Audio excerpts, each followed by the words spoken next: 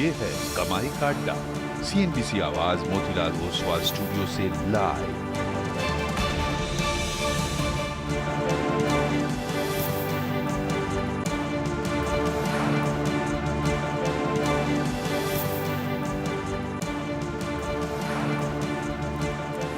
नमस्कार, CNBC आवाज और मोतीलाल ओसवाल स्टूडियो में आप सभी का स्वागत है। आज भारतीय बाजार में बेहद वॉलेटिलिटी वाला सत्र, एक बार फिर डे लो की तरफ सरकता हुआ मार्केट। आपकी क्या रणनीति होनी चाहिए आखिरी 1.5 घंटे में, उसी पर रहेगी नजरें।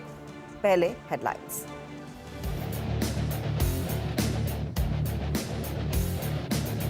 बाजार में लगातार तीसरे दिन बिकवाली, निफ्टी 17,500 के नीचे।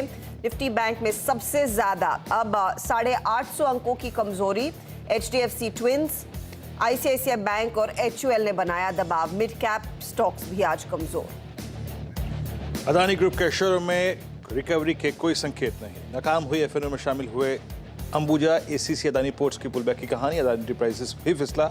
वहीं अदानी ट्रांसमिशन, अदानी ग्रीन और अदानी टोटल में करीब 20% का लोअर सर्किट। अनुमान के मुताबिक नतीजों से बाजार फाइनेंस में आज खरीदारी का उम्मीद। स्टॉक आज 3% से ज्यादा चढ़ा। तीसरी तिमाही में 40% बढ़ा कंपनी का मुनाफा। NTPC के Q3 नतीजे अच्छे, मुनाफा और आय में उम्मीद से ज्यादा बढ़ोतरी। शेयर में हल्की खरीदारी, लेकिन कमजोर रिजल्ट्स के बाद BEL में करीब 6% की गिरावट।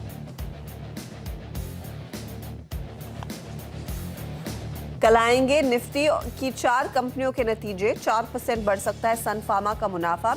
रेवेन्यू में 13% की बढ़त संभव। वहीं UPL के मुनाफे में 8% की ग्रोथ मुमकिन।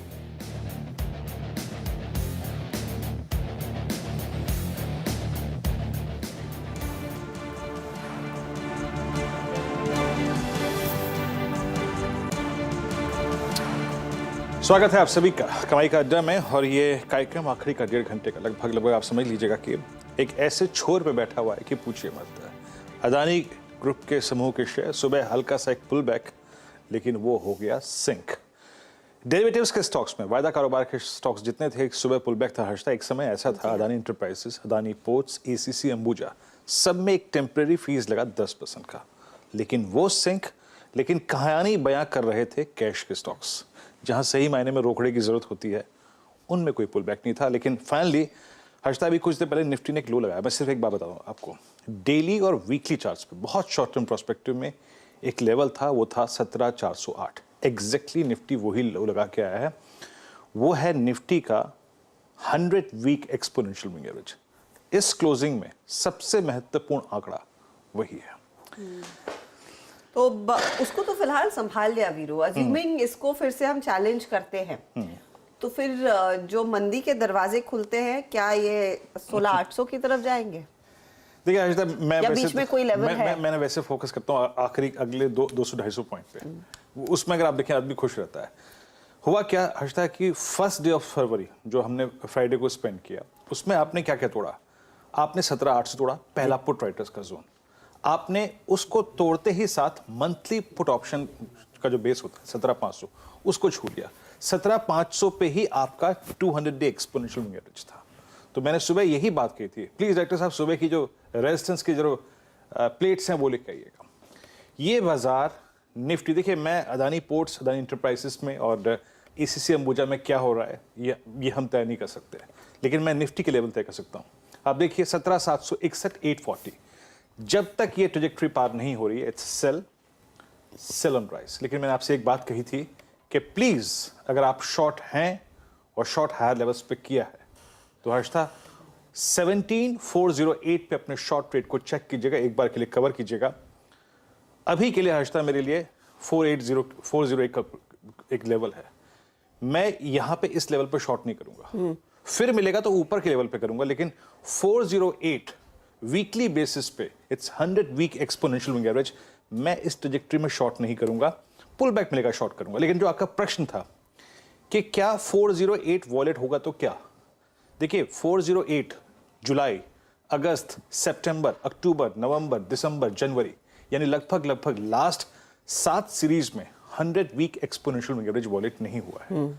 अगर ये वॉलेट होता है तो अगला जो महत्वपूर्ण आंकड़ा होगा जो मुझसे आप पूछ रही हैं, दैट्स 17,200, जहां पे ऑलरेडी बिल्डअप शुरू हो चुका है, वो लेवल कहीं ना कहीं स्क्रीन पे होगा। लेकिन अभी अगर आपको शॉर्ट करना है तो थोड़े से अच्छे पुल बैक का इंतजार कीजिए, क्योंकि 408 पे प्लेस्ड है 100 week exponential moving average. Harshada, in fact वो 408 का लेवल दिखाकर वहां से 100 पॉइंट तो रिकवर कर ही चुके हैं हम। 17,510 के स्तर इस समय निफ्टी पर, लेकिन दबाव है 95 अंकों का। लेकिन देखिए आज जो डर था वो यही था, या फिर जो उम्मीद थी, रादर डर तो पिछले 2 ट्रेडिंग सेशंस में देखने को मिला और अब वो डर कायम है। आज उम्मीद थी कि अदानी समूह में थोड़ा सा शॉर्ट स्क्वीज होगा, रिकवरी आएगी, और उस रिकवरी में हमने देखा था अदानी पोर्ट और एंटरप्राइजेस का सबसे शानदार प्रदर्शन। हालांकि ऊपरी लेवल से थोड़े बहुत हल्के जरूर हुए हैं, अब फिर से रिवर्सल आने की कोशिश यहां पर चल रही है। अदानी एंटरप्राइजेस हल्का पॉजिटिव टेरिटरी में आता हुआ, लेकिन इससे ज्यादा बाजार देखना चाहता था कि क्या बैंकिंग काउंटर्स में वो जो शॉर्ट्स थे वो कवर होने के लिए आएंगे या नहीं।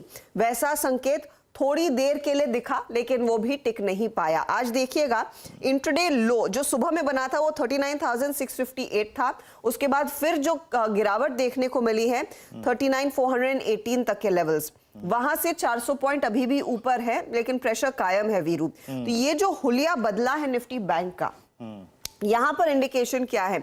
जैसे आपने निफ्टी के लिए कहा कि 100 weekly week exponential moving average, मैंने WEA शॉर्ट फॉर्म रख लिया, तो वैसा ही कुछ स्तर क्या निफ्टी बैंक के लिए भी एक्टिव है अब?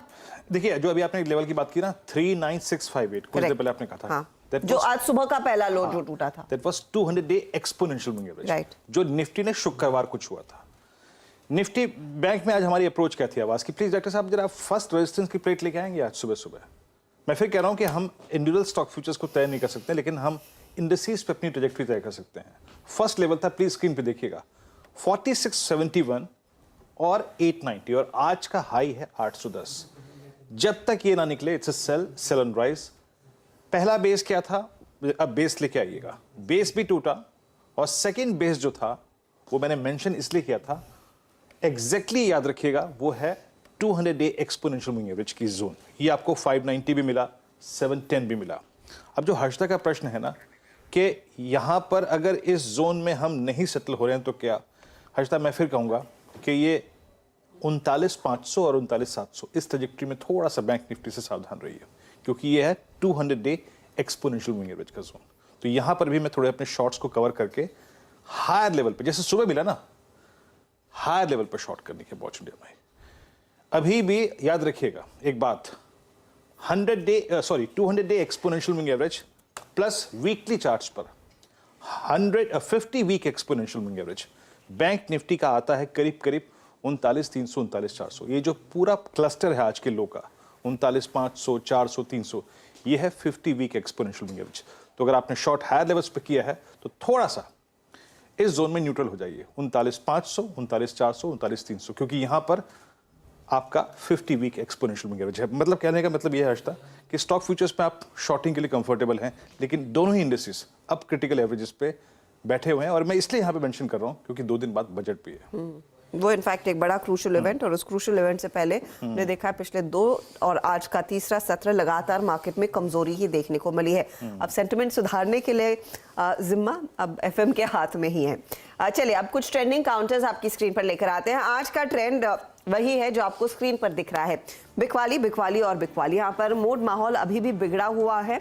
सेंटिमेंट सुधारने के लिए सुबह में कुछ शॉर्ट कवरिंग हुई, लेकिन ज्यादा देर तक टिक नहीं पाई।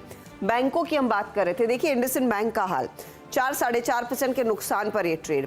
अदानी पोर्ट इस समय 1% नीचे है। एंटरप्राइजेस प्रॉफिटेबल हो गया है, वहां पर फिर से 1% की तेजी देखने को मिली है। मेटल काउंटर्स में आज हम देख रहे हैं फिर बिकवाली का दबाव बढ़ता हुआ।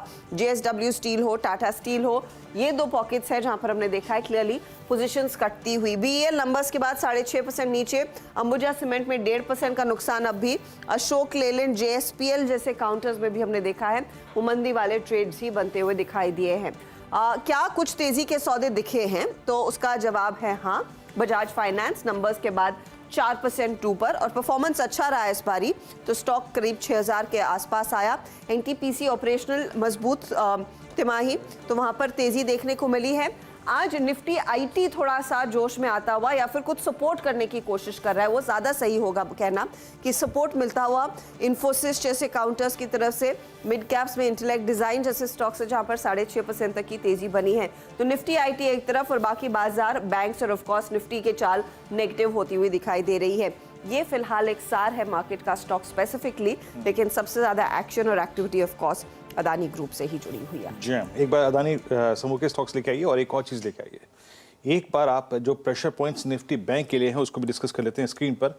आईसीआईसीआई बैंक आपकी स्क्रीन पर इस वक्त 803 पर क्या कर रहा है जनाब, एक बार देखते हैं। नहीं, ये थोड़ा सा अगर आप देखें रिकवर हुआ है, लेकिन आज दिक्कत का सबब बैंकिंग में अगर कुछ है तो इंडसइंड बैंक है, जो कि ट्रेजेक्टरी पे ट्रेड करता हुआ।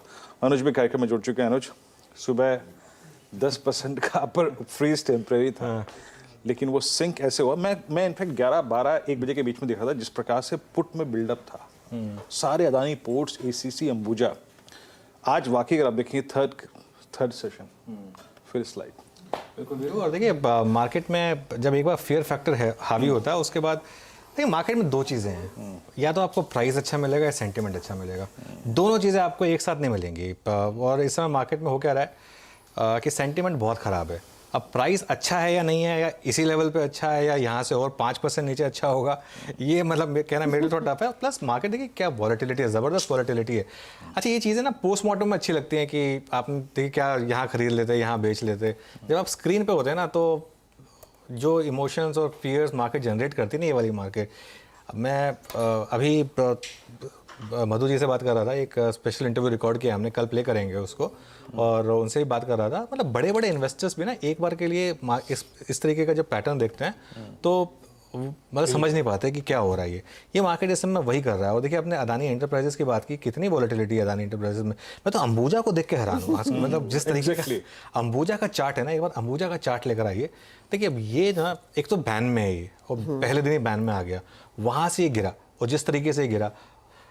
देखिए डॉक्टर ने नहीं कहा है आपको कि आप इस हफ्ते भी ट्रेड करिए। मैं तो फिर यही बात लोगों को बोलूँगा, किल फीचर यूज़ करिए इस हफ्ते, क्योंकि ये सब चीज़ें फैंसी लगती हैं। या तो आप अगर ये सब वॉलेटिलिटी ले सकते हैं, मैं जानता हूँ बहुत लोगों ने बहुत पैसा बनाया भी होगा, लेकिन फिर वही बात, जीरो सम गेम है। 90-95% लोग लूज़ करेंगे इस मार्केट में।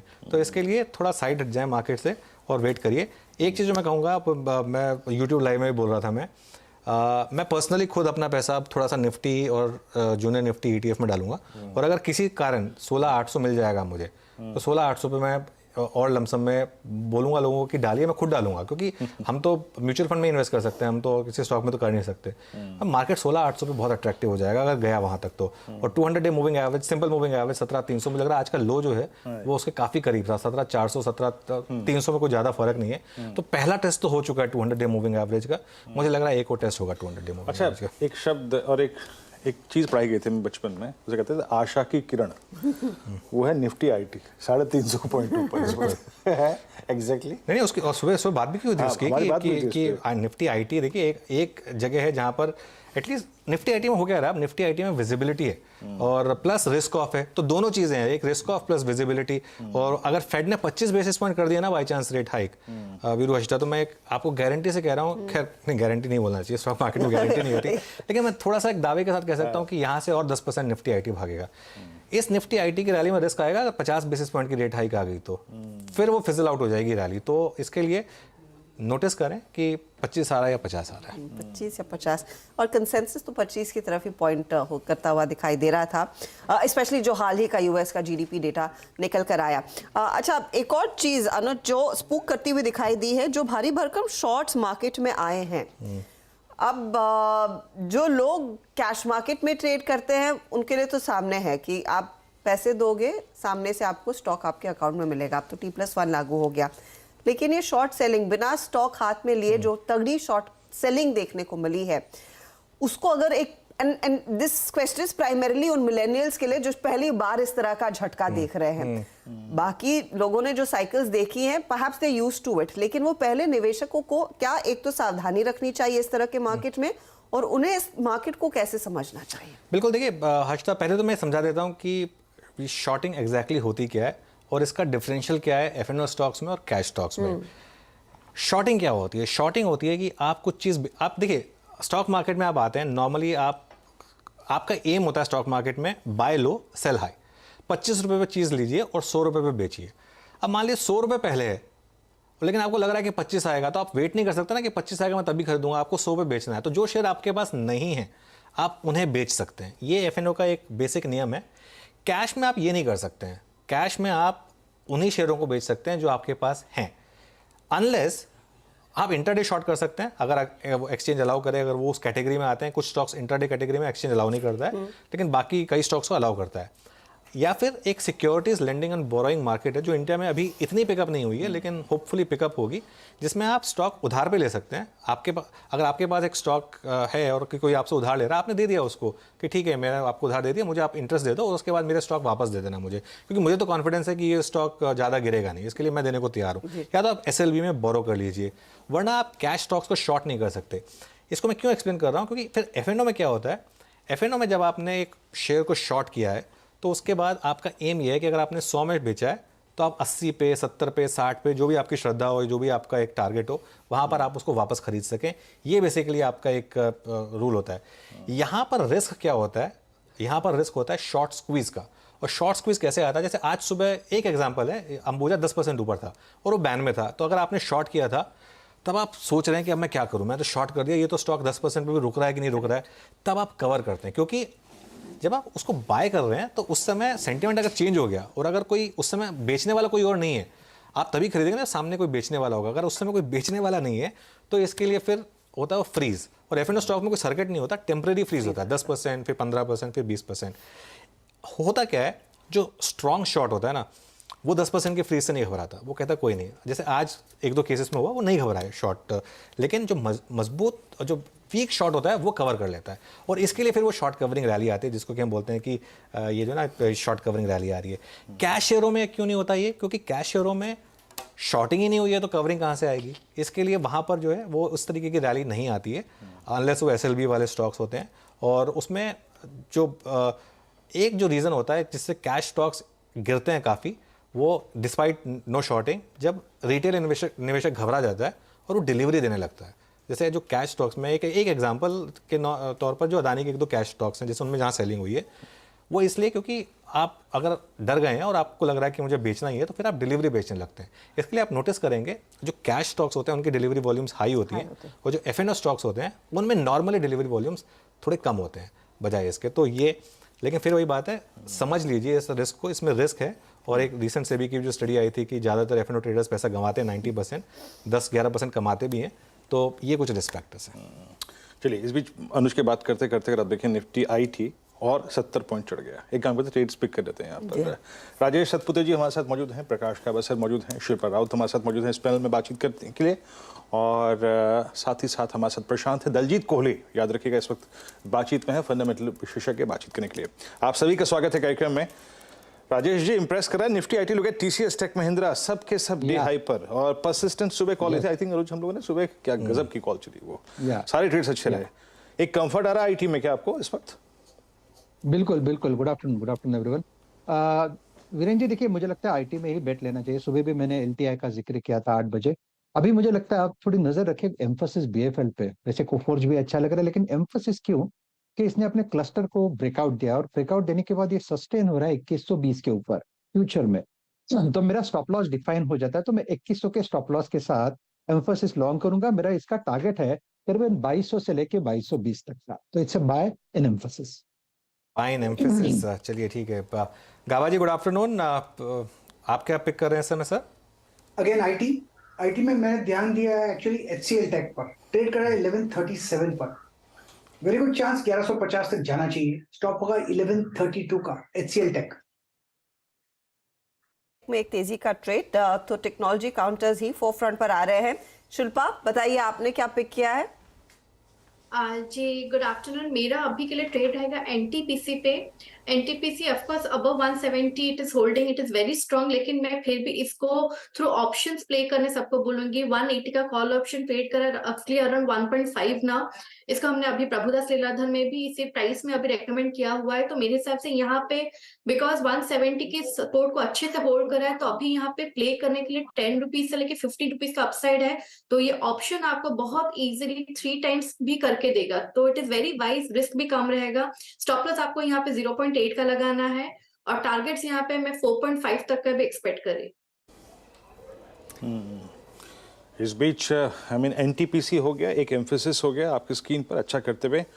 और लुक एट टीसीएस नाउ, एक बार टीसीएस लेके आइए। टीसीएस याद रखिएगा अपनी 27 मई 2022 के बाद के सबसे हाईएस्ट क्लस्टर में जंप करने की तैयारी करता हुआ डे हाई पर जनाब स्टॉक।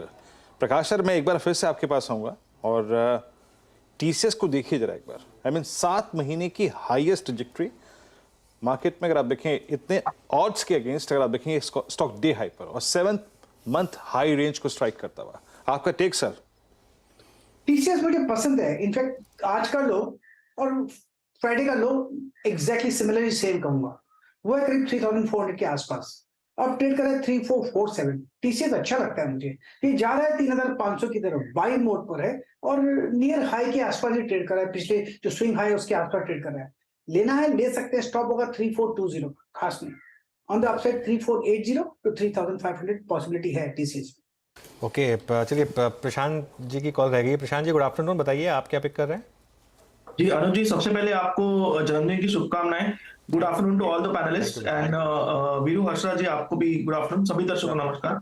मैं कोफोर्ज के साथ जाना चाहूंगा। अभी वो 4430-40 के जोन में चल रहा है। मैं 4360 4360 करीबन 1.5-2% की रिस्क होगी। ये मेरा स्टॉप लॉस होगा। मेरा टारगेट 1 होगा 4550 और टारगेट 2 होगा 4600 का। ऑलमोस्ट एक kind of a bullish flag बन रहा है, वॉल्यूम्स भी सिंक में, तो मैं ये ब्रेकआउट थोड़ा प्रीएम्प्ट कर रहा हूँ और 4550 से लेके 4600 के टारगेट लिए मैं कोफोर्ज लेना चाहूंगा। तो कन्विक्शन के साथ टेक्नोलॉजी काउंटर्स में तेजी की पोजीशंस, कोफोर्ज एक और काउंटर जो आइडेंटिफाई हुआ है खरीदारी की तरफ। विकास सालुंके भी हमारे साथ जुड़ गए। विकास, आफ्टरनून, बताइए आपका ट्रेड। गुड आफ्टरनून हर्षदा जी। देखो मुझे लगता है कि एचसीएल टेक जिस हिसाब से इसमें अभी एक मोमेंटम देखने मिल रहा है, मुझे लगता है कैरी करते हुए देखने मिलेगा। ऊपर में यहाँ से इमीडिएट टारगेट जो देखने मिलेगा 1180 1190 के देखने मिल सकते हैं। नीचे में स्टॉप लॉस 1110 का यहाँ पे लगा के चलना चाहिए। थोड़ा सा यहाँ पे अगर एक थोड़ा 1 to 2 ट्रेडिंग सेशन के पॉइंट ऑफ व्यू से भी अगर इसको लेके जा सकते हैं। ऊपर में एक नया ब्रेकआउट, फ्रेश ब्रेकआउट इस काउंटर में देखने मिल रहा है, तो मुझे लगता है 1200 के भी ऊपर के टारगेट आएंगे। लेकिन आज के लिए मुझे लगता है यहाँ से इमीडिएट 1180 1190 का टारगेट एचसीएल टेक में आते हुए देखने मिलेगा। ओके, देखिए निफ्टी आईटी एक बार वापस इंट्राडे लेकर आई है। जबरदस्त मूव निफ्टी आईटी में और उसी ने मार्केट को सहारा दिया। निफ्टी इनफैक्ट अब कंफर्टेबली ऑफ डेज लो और एक बार निफ्टी का भी इंट्राडे लेकर आई है और सहारा आईटी का तो मिल ही रहा है, लेकिन 2-3 बैंक्स भी अब थोड़ा जुड़ रहे हैं लोअर लेवल से रिकवरी में। आईसीआईसीआई बैंक, एक्सिस बैंक और एचडीएफसी बैंक, तीनों के तीनों इंट्राडे आप लेकर आइए। रेड में है अभी भी, लेकिन जो जितना नीचे था उससे तो काफ़ी रिकवरी। आईसीआईसीआई बैंक देखिए, ये एक अच्छी बड़ी कैंडल बनी है यहाँ पर। एक्सिस बैंक में एक बड़ी कैंडल बनी है और एचडीएफसी बैंक में एक बड़ी कैंडल बनी है। 3 स्टॉक्स हैं जहाँ पर एक अच्छी कैंडल बनी है। दलजीत जी को भी जोड़ लेते हैं। दलजीत जी गुड आफ्टरनून। बैंकों में जो इस तरीके का फियर मार्केट में है इस समय, ये क्या अनड्यू है या फिर वाकई में वारंटेड है? आपका क्या व्यू होगा और कोई बैंकिंग स्टॉक पिक करना चाहेंगे आप यहाँ पर? जी गुड आफ्टरनून अनुज। देखिए बैंकों में जो रिजल्ट्स आए हैं वो इस बार ठीक अच्छे रिजल्ट्स हैं और जैसा उम्मीद थी वैसा ही रिजल्ट्स आए हैं। लेकिन अभी एक तो वैल्यूएशन वाइज ये सब में बहुत बड़ा स्कोप नहीं बचा है फर्दर अप्रिसिएशन का। तो अगर मैं फ्रेश मनी कमिट कर रहा हूँ तो मेरे को ये देखना पड़ेगा कि भाई अपसाइड कितना है और डाउनसाइड क्या है, रिस्क क्या है। तो रिस्क रिवॉर्ड रेशियो आपका कभी एंट्री पॉइंट के लिए इस समय इस लेवल पे बहुत ज्यादा फेवरेबल नहीं है, तो इसलिए आपको ये दिख रहा है। और वो उसमें जब अगर कोई नर्वसनेस आ जाती है कि एक बड़ा ग्रुप के साथ किसी प्रकार का कुछ न्यूज फ्लो चलता है तो आप एकदम और ज्यादा घबराहट होती है और आप सोचते हो कि शायद सभी बैंकों में इसका असर देखने को मिलेगा। हालांकि ग्रुप ने काफी अच्छे से डिस्क्राइब किया है कि क्या क्या एक्सपोजर है और शायद उतना बड़ा रिस्क नहीं है, लेकिन फिर भी मार्केट को एक एप्रीहेंशन हमेशा रहता है। और अगर हम देखें तो पिछले 5-6 साल के बाद जाकर के बहुत सारे ये बैंक जो है वो अपने अच्छी शेप में वापस आना शुरू हुए हैं। तो वही अगर वापस स्थिति शुरू हो जाएगी तो नेचुरल बात है कि आपको इनिशियली घबराहट होगी। अब हमारी जो स्ट्रेटजी है वो इस समय ये है कि एक एचडीएफसी बैंक हमारे पोर्टफोलियो में है और वो हम अभी भी बाय करने का रिकमेंडेशन भी रखते हैं, चालू रखेंगे, क्योंकि उसमें एक बड़ा ट्रिगर अभी जो मर्जर का बाकी है वो अगले 2-3 महीने में हो जाएगा, तो वहां पर एक अच्छा इम्प्रूवमेंट आपको देखने को मिल सकता है और वो प्रोबेबली उतना ज्यादा बड़ा भी नहीं है जितना बाकी बैंक्स बड़े हैं।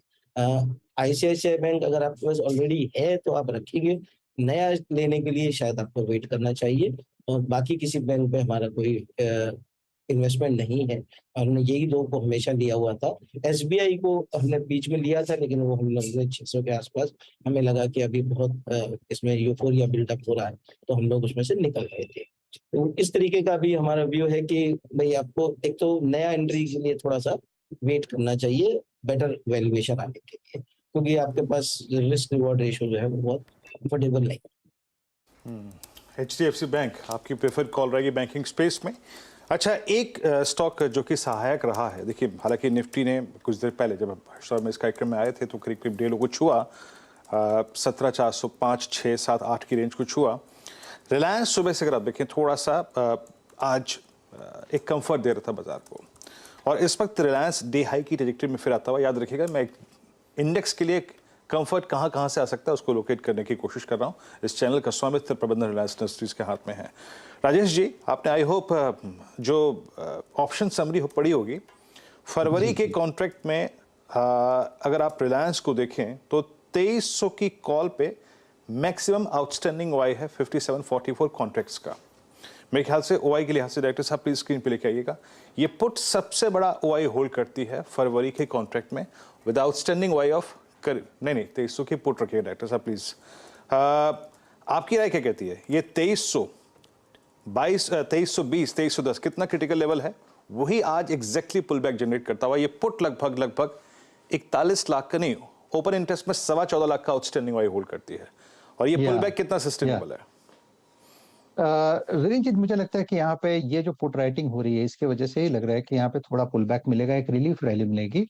हमने जो फॉल देखा था वो करीबन 2600 से 2600 से देखा था, वो करीबन 2350 तक तो हमने देखा ही है। तो ये जो वन बाउट ऑफ सेलिंग आप इसे इस तरह से देख सकते हैं, that seems over to me. और मुझे लगता है कि रिलीफ रैली इनफैक्ट ट्रिगर होनी चाहिए, जिसका टारगेट अगर आप देखें तो 2420 से लेकर 2450 है। और इनफैक्ट एक डिस्क्लोजर है कि ये कॉल हमारा ऑलरेडी रनिंग है, तो वो कॉल मैं आपके साथ शेयर करूंगा। देखिए 2360 का जो कॉल ऑप्शन है करीबन 64 पे हमने बाय के 64 की ट्रेजेक्टरी में बाय किया है। स्टॉप लॉस हमारा 40 का है और हमने एक टारगेट सेट किया है करीबन 110। सो रिलायंस में यहाँ पे कॉन्ट्रा बाय इनिशिएट किया हुआ है। रिलायंस में कॉन्ट्रा बाय, और इनफैक्ट रिलायंस स्टेप अप अगर करता है तो मार्केट को वाकई अच्छा खासा सहारा मिलेगा। अच्छा, इस बीच बजाज फाइनेंस आपकी स्क्रीन पर 4% ऊपर, ये 6000 के आसपास ही ट्रेड करता हुआ, लेकिन मेरी नज़र एक बार फिर वो अदानी ग्रुप कंपनियों पर गई, और इसमें से ऑफ कोर्स अदानी एंटरप्राइजेज अब 2.5% ऊपर आ गया है। लेकिन नज़र रखिए आप एसीसी और अंबुजा पर, जो हम कह रहे हैं ना, जो क्लोजिंग का फैक्टर होता है वो अब फिर से प्ले आउट होता हुआ। अंबुजा सीमेंट यहाँ पर बहुत तगड़ी रिकवरी देखने को मिल रही है और 382 के लेवल्स पर हल्का सा पॉजिटिव में आया है, लेकिन वो जो डिप देखने को मिला था वो पूरी जो शॉर्ट की पोजीशंस थी फिर कवर होने लगी है, और यही हो रहा है अंबुजा सीमेंट में। एसीसी और अंबुजा दोनों हैं जहां पर हमने देखा है ये मूव ऊपर की तरफ आता हुआ नजर आ रहा है। कोहली साहब, इन कंपनियों में स्पेशली ये जो सीमेंट बिजनेस को लेकर मुझे याद है जब ये एक्विजिशन अनाउंस हुआ था तब मार्केट में काफी ज्यादा यूफोरिया था। इनकी जिस तरह से धुलाई हो रही है, आपने कैसे पढ़ा है, या फिर मार्केट को ये डर है कि जिस होल्डिंग कंपनी के जरिए ये एक्विजिशन हुआ वहां पर ऐसी खबरें हैं, उसकी पुष्टि नहीं हो पाई है कि शायद वो अमाउंट पूरी तरह से प्लेज्ड है और वो शायद भारी पड़ रहा था इन स्टॉक्स में। ये जो पोजीशंस निचले लेवल से कवर हुई है थोड़ी बहुत, ऑफ कोर्स एक तो एफएनओ के बैन में है, आपकी अप्रोच क्या होगी सीमेंट बिजनेस में जो ये हाल ही एंट्रेंट है पूरे अदानी पोर्टफोलियो में? जी देखिए, इसमें इसको दो पार्ट में हम समझते हैं। एक तो ये हमारा व्यू सीमेंट पे पॉजिटिव है, हम काफी पॉजिटिव हैं और हमें लगता है कि आने वाले समय में, इनफैक्ट इस क्वार्टर से ही हम समझ रहे थे कि उनका जो नंबर्स हैं वो काफी इंप्रूव होने चाहिए, क्योंकि लॉजिस्टिक कॉस्ट और कोल की कॉस्ट काफी कम हुई है, इन प्राइस इंक्रीजेस हुए हैं, लेकिन वो अभी इन्वेंट्री की वजह से बहुत सारी कंपनियों में अभी नहीं दिखा है, बट अगले क्वार्टर में हमें लगता है कि क्वार्टर 4 में दिखना शुरू हो जाएगा। तो सीमेंट पे हमारा व्यू पॉजिटिव है। वहां पर 2 प्रेफर्ड स्टॉक्स जो है वो श्री सीमेंट और डालमिया भारत हमारे प्रेफर्ड स्टॉक्स हैं। अब जो ये 2 स्टॉक्स की बात की आपने, अंबुजा और एसीसी की, ये करेक्शन के ये वहीं पे आ गए हैं जहां से ये शुरू हुए थे। जिस समय ये एक्विजिशन का अनाउंसमेंट हुआ था लगभग इसी रेंज के आसपास थे, और उसके बाद एक अननेसेसरी बहुत तेजी से ऑप्टिमिज्म बिल्डअप होकर के ये स्टॉक्स काफी तेजी से बढ़ गए थे, तो वो आउट ऑफ वैक वैल्यूएशन हो गया था। अब 380 में भी कोई ये बहुत कंफर्टेबल वैल्यूएशन नहीं है, एक फुल्ली प्राइस वैल्यूएशन है। तो इसका मतलब ये हुआ कि अगर मुझे एंट्री करनी है स्टॉक में तो मुझे देखना पड़ेगा कि कुछ थोड़ा और नीचे मिले, तभी तो मैं फिर कुछ अप्रिसिएशन की उम्मीद रखूं। तो अब प्रॉब्लम ये है कि ये अभी तो वहीं पे आए हैं जहां से चलना शुरू हुए थे। अब अगर थोड़ा और नीचे आएंगे तो शायद ये और अट्रैक्टिव हो जाएंगे। और अगर हम सीमेंट पैक में पूरा देखें तो पिछले जो प्रमोटर्स की वजह से, होल्डशिप की वजह से, ये दोनों कंपनियों ने कभी ग्रोथ ज्यादा दिखाई ही नहीं 6-7 साल से। तो उम्मीद ये थी कि भाई अब नया प्रमोटर आएंगे तो वो कुछ करेंगे। अब अगर वही प्रॉब्लम में आ रहे हैं या कुछ इश्यूज उसके ऊपर दिख रहे हैं तो फिर क्या होगा कि आपकी ग्रोथ एक्सपेक्टेशन डिले हो जाएगी। तो हमारा मानना है कि हमें सीमेंट पे पॉजिटिव रहना है और हमारे पास बेटर ऑप्शंस अवेलेबल हैं, तो why not look at them. इनको अभी फिलहाल के लिए छोड़ देते हैं, अगर और थोड़ा वैल्यूएशन करेक्शन होगा तो शायद सोचेंगे, बट फॉर द टाइम भी श्री सीमेंट और डालमिया भारत पे हम जाएंगे। श्री सीमेंट आपकी स्क्रीन पे दिया है कि ट्रैजेक्टरी में आके ट्रेड करता हुआ। मार्केट वहीं अगर आप देखें आपकी स्क्रीन पे 17,546, अब करीब करीब बैंक निफ्टी 39,880 पे, यानी हमने कार्यक्रम की शुरुआत लगभग की थी 39,400 पे। गजब है जनाब, 400 पॉइंट तो आजकल ऐसे स्विंग मिल रहा है कि पूछिए मत। आप गर्दन इधर से उधर करिए, 400 पॉइंट का स्विंग मिल जाता है आपको। मैं सुबह एक चीज़ बोल रहा था, मैं मतलब और ये मैं मजाक नहीं कर रहा हूँ, मैं जानता हूँ ऐसे ट्रेडर्स को जो आजकल मतलब वॉशरूम में भी एक स्क्रीन रखते हैं, क्योंकि जितनी देर में आप वॉशरूम होकर आते हैं उतनी देर में मार्केट घूम जाता है, तो वो मार्क टू मार्केट देखने के लिए, पूरा करने के लिए मतलब इतना ये मार्केट बस पलक झपकी। और मैं सुबह एक्चुअली मैं देख रहा था एक एक टिक बैंक निफ्टी की 50-50 पॉइंट की आ रही थी, 250, 300, 350, फिर 250, 200, मतलब समझ नहीं आ रहा था कि हो क्या रहा है वो एकदम बिल्कुल। मतलब इस तरीके की मार्केट बहुत कम, मतलब साल में मेरे ख्याल 2-3 दिन आते हैं जिसमें मार्केट इस तरीके की होती है। आज बिल्कुल उस टाइप का दिन था। बिल्कुल, और रिटेल के लिए ट्रेड करना बहुत मुश्किल है, याद रखिएगा। और आप वैसे भी इक्विप्ड नहीं होते हैं इतने बड़े, अगर आप देखिए सोफिस्टिकेटेड चार्ट से तो थोड़ा सा मुश्किल होता है। खैर इस बीच एंटरप्राइजेस देखिए एक बार, अदानी एंटरप्राइजेस भी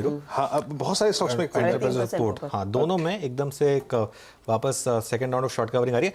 वैसे एक चीज़ है, मैं देख रहा था ब्लूमबर्ग का डेटा, दोनों के बॉन्ड्स में, मतलब अदानी के जो ग्रुप के बॉन्ड्स हैं उनमें भी काफ़ी गिरावट है आज भी। तो असल में मामला सारा क्या है, ये मामला सिर्फ एक्विटी का नहीं है, मामला बॉन्ड्स का भी है। और ग्लोबल बॉन्ड्स जो हैं वो एक्चुअली उसमें काफ़ी लिक्विडिटी होती है और काफ़ी उसको संभालना थोड़ा मतलब थोड़ा सा मुश्किल भी होता है। तो इसके लिए वो भी एक फैक्टर है जो इस समय थोड़ा सेंटीमेंट पे वे कर रहा है। हम सिर्फ इंडिया के स्टॉक प्राइसेस देखते हैं, लेकिन ध्यान रखिए असली शॉर्टिंग कहाँ हुई है। असली शॉर्टिंग हुई है बॉन्ड्स में, ग्लोबल बॉन्ड्स में, और वो ट्रैक करिए आप। वो ब्लूमबर्ग पे या कहीं किसी और टर्मिनल पे आपको मिलेंगे, तो वो भी ट्रैक करना जरूरी है इस समय। जी हाँ, इस बीच अदानी एंटरप्राइजेस आपकी स्क्रीन पर आप देखें, समझ लीजिएगा कि लोअर लेवल से ये दरअसल जो 2:45 से लेकर 1:30 बजे के बीच में एक स्विंग लो लगा था, वो एक बहुत शार्प लो था। इनफैक्ट उसमें कल का लो वॉलेट हुआ था, कल यानी शुक्रवार का लो वॉलेट हुआ था लगभग 50 रुपए के फ्रैक्शन से। फिर वहां से अगर आप देखें पुल बैक देखिए थोड़ा सा ऊपर आ रहा है 1:30 से 2:45। हाँ नहीं मतलब 2:45 से 1:30। वो तो मैं थोड़ा कंफ्यूज हो गया था मैं कि कहीं आप 2:45, 2:30 तो नहीं बोल रहे थे। 1:30 to 2:45 है, 1:30 से 2:45। अच्छा, इस बीच एक स्टॉक थोड़ा सा जो मीनिंगफुल पुल बैक दे रहा है वो है अल्ट्राटेक सीमेंट। दलजीत जी, यही प्रश्न आपसे पूछना चाहूँगा। आई मीन दरअसल मैं अल्ट्राटेक सीमेंट पे फोकस इसलिए कर रहा था क्योंकि एक तो सीमेंट स्पेस में damage because of this incident हुआ ही है, बट इस बार अल्ट्राटेक सीमेंट की अर्निंग्स के बाद इसमें एक डिप आया था और एक सब्सटेंशियल डिप था, और आज वो डिप बाय हुआ है। अल्ट्राटेक सीमेंट लेके आइए आपकी स्क्रीन पे, इस वक्त करीब करीब 6892 पर ट्रेड करता हुआ। आप लोग कैसे अप्रोच कर रहे थे इसके नंबर्स को, और आपका व्यू क्या है इस वक्त अल्ट्राटेक सीमेंट पे, दलजीत जी? तो जैसे अभी हमने बात किया कि हमारा उम्मीद थी कि इस क्वार्टर में इनके नंबर्स इंप्रूव होने चाहिए, बिकॉज इनके जो इनपुट कॉस्ट है वो काफी कम हुए हैं और आउटपुट प्राइस के जो है वो बढ़े हैं, तो उसका बेनिफिट दिखना चाहिए। बट अनफॉर्चुनेटली उतना ज्यादा बेनिफिट दिखा नहीं। इनफैक्ट कंपनी ने थोड़ा डिसअपॉइंट ही किया ऑन एक्सपेक्टेशन, और उनका ये कहना है कि वो इन्वेंट्री की वजह से जो है वो आगे शिफ्ट हो गया है। तो इसका मतलब ये हुआ कि अगले क्वार्टर में वो नंबर्स बेटर आ सकते हैं, और जिस तरीके की डिमांड सिनेरियो बना हुआ है, प्राइसिंग का सिनेरियो बना हुआ है, उसमें कुछ इंप्रूवमेंट दिख रहा है। थोड़ा थोड़ा इंप्रूवमेंट है, बहुत अच्छा इंप्रूवमेंट नहीं है, लेकिन थोड़ा थोड़ा कहीं 5 रुपए बैग, 10 रुपए बैग, 15 रुपए बैग, इस तरीके का इंप्रूवमेंट दिख रहा है। तो उस हिसाब से UltraTech being the largest company वो बेनिफिशियरी होता ही है। और सीमेंट स्पेस में अगर किसी को रहना है तो लोग सबसे पहले इस स्टॉक को देखने की कोशिश करते हैं। बट ईवी टू इबिडा के टर्म्स में देखें, ईवी पर टन के हिसाब से देखें, तो ये हमेशा सबसे महंगा रहता है। इसके लिए हमने चूज किया दूसरे दो स्टॉक, श्री सीमेंट और डालमिया भारत, क्योंकि वैल्यूएशन वाइज हमें लगता है कि वहां पे थोड़ा कंफर्ट ज्यादा है। अदरवाइज ये भी एक अच्छा स्टॉक है और अच्छा परफॉर्म करेगा। अगले क्वार्टर ऑनवर्ड्स इसमें नंबर्स अच्छे दिखने चाहिए, तो व्यू पॉजिटिव रहेगा। इस बीच एक बार पीएनबी लेके आइए, और जो पीएसयू बैंक्स में डैमेज का सिलसिला शुरू हुआ था उसमें ग्रिप में पीएनबी भी आया था, फ्राइडे को, और इस वक्त भी आ रहा है। और पीएनबी क्या कर रहा है, थोड़ा सा अगर आप स्पेशली लॉन्ग लेके बैठे हैं तो आपको एक कंफर्टेबल स्टॉप लॉस अपना ले लेना चाहिए। राजेश जी, आपको याद होगा वो 23 दिसंबर का स्विंग लो, जिसका लो था exactly 50 day exponential moving average, exactly वहीं पर ये कैंडल पहुंच चुकी है डेली चार्ट्स पे। आपका टेक क्या है? पीएनबी इस वक्त आपकी स्क्रीन पे लगभग 50-90 पे ट्रेड कर रहा है। वीरेंद्र जी, मुझे लगता है यहाँ पे स्ट्रक्चरल डैमेज बहुत ज्यादा है। पीएनबी देखे, कैनरा देखे या बैंक ऑफ बड़ौदा देखे, लेकिन हो रहा है यहाँ पे क्योंकि काउंटर ओवरसोल्ड है, तो एक पुल बैक मिलता है, लेकिन वो 50 डे में टेस्ट होने के बाद फिजल आउट हो रहा है। बहुत सारे काउंटर्स ऐसे ही है। तो पीएनबी की अगर बात करें तो 54 इसका अभी बैरियर बनेगा, और इसका जो सपोर्ट बनता है वो करीबन 48 के आसपास है। लेकिन स्ट्रक्चरली अगर कोई इसे रखना चाहे, यानी सेल साइड की पोजीशन है, तो 48 पहला टारगेट है, लेकिन इसका पोजिशनल टारगेट मुझे लगता है 44, जो इसका 200 डीएमआई है। तो स्ट्रक्चर डेफिनेटली वीक है। आपका जो स्टॉप लॉस होगा सिर्फ आपको 54 के पॉइंट ऑफ व्यू से रखना है, तो 55 के ऊपर आपका स्टॉप लॉस होगा, और सेल साइड की पोजीशन बने। लेकिन सेल ऑन राइज, एक नया अगर आपको ट्रेड बनाना है तो सेल ऑन राइज की स्ट्रेटेजी रखें। आपने पीएनबी का जिक्र किया, और पीएनबी का मुनाफा घटकर 628 करोड़ के आसपास आ गया है। यही शायद मार्केट भी प्रीएम्प्ट करता हुआ दिखाई दे रहा है। 1127 करोड़ से घटकर मुनाफा आ गया 629 करोड़, और वहां पर वो फर्स्ट नॉक लगने की पूरी स्थिति में वो स्टॉक आता हुआ। अब देखेंगे ब्याज से आय का आंकड़ा फिलहाल कंपनी ने क्या पोस्ट किया है। ग्रॉस एनपीए ध्यान रहे ये 83,584 करोड़ पर है वर्सेस 87,000, तो 3,500 से 4,000 करोड़ का इंप्रूवमेंट जरूर देखने को मिला है, 9.8%। लेकिन बाकी सभी बैंक जो काफ़ी अच्छे तरीके से अपनी बुक को मैनेज कर रहे थे, यहाँ पर ग्रॉस एनपी अभी भी काफ़ी हायर रेंज में है। 10.5% से घटकर 9.8% पर आया, लेकिन तब भी ये काफ़ी ऊंचा ही माना जाएगा। ब्याज से आय में थोड़ी सी इंप्रूवमेंट ज़रूर है। 9,180 करोड़ की आय, ब्याज से आय करीब 17.5% तक का इजाफा, लेकिन एसेट क्वालिटी में इतना खास सुधार ग्रॉस लेवल पर नहीं देखने को मिला है। नेट लेवल पर भी फ्लैटिश ही है, ज़्यादा कुछ इंप्रूवमेंट बिल्कुल।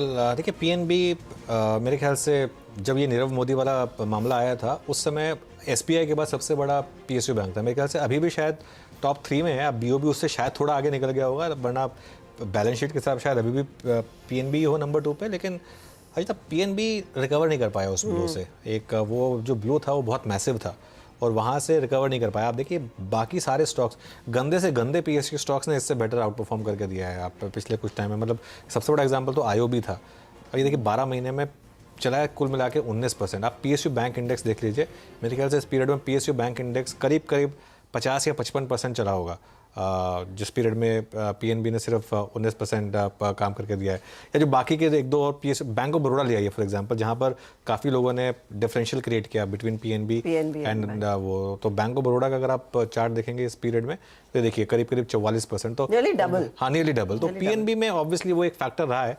कुछ ना कुछ मार्केट को लग रहा है कि अभी भी वो, और कभी रैली कर ही नहीं पाता है और आधे टाइम तो बैन में रहता है जैसे।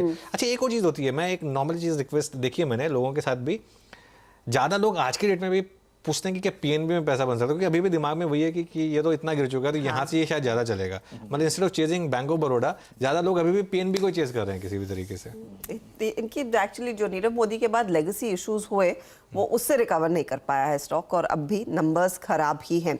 अच्छा, आरती ड्रग्स पर फोकस करते हैं, क्योंकि यहाँ पर भी हमने देखा थोड़ा सा ढीला प्रदर्शन रहा है। हमारे साथ मैनेजमेंट भी इस समय जुड़ चुका है। रेवेन्यू में 5% तक की वृद्धि देखने को मिली। प्रॉफिट आया करीब 36 से 37 करोड़ के आसपास का। एनुअलाइज बेसिस पर फ्लैट है। Quarter on quarter annualise basis पर आप देखेंगे तो दबाव है, लेकिन क्वार्टर ऑन क्वार्टर आधार पर फ्लैटिश नंबर्स देखने को मिल रहे हैं। अब स्थिति क्या है?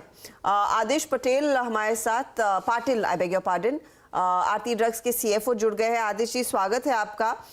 थोड़ा सा नरम क्वार्टर रहा है और मार्जिन्स में भी वीकनेस देखने को मिली है।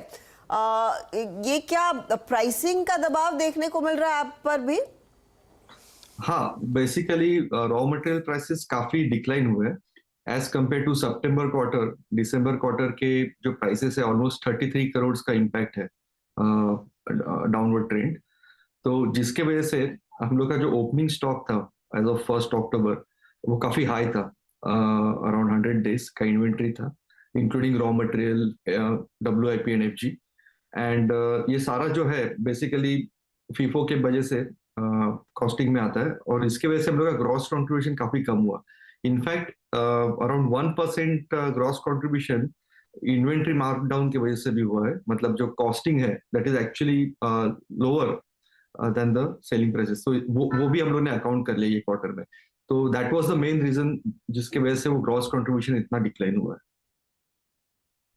एक और चीज़ अगर आप देखें इस बार specially in Q3, I mean आपका जो स्पेशली केमिकल डिवीजन में वो जो रेवेन्यू है करीब उसमें 14% का डिप है, पर आपकी इंटेंशन ये भी है कि आप स्पेशली केमिकल सेगमेंट में डिलीवर अच्छे से करना चाहते हैं। यहाँ पे आप ब्राउनफील्ड एक्सपेंशन भी करना चाहते हैं। एग्जैक्टली आगे आने वाले 2 क्वार्टर्स लग कैसे रहे हैं? और इनफैक्ट मैं अगर हर वर्टिकल की बात करूँ, आई मीन चाहे वो API हो, चाहे फॉर्मुलेशंस हो, चाहे स्पेशलिटी केमिकल हो, ज़्यादा डिलीवरी कहाँ से आएगी? ओके, सो मार्जिन एक्सपांशन जो है कमिंग क्वार्टर में, अगर रॉ मटेरियल प्राइसेस यहाँ पे स्टेबल रहते हैं तो definitely around 100-200 basis point jump देखने को मिलेगा मार्च में। लॉन्ग टर्म बेसिस पे हम लोग टारगेट कर रहे हैं EBITDA margin of around 15 plus, जो कि आ सकता है मींस इन द Q1।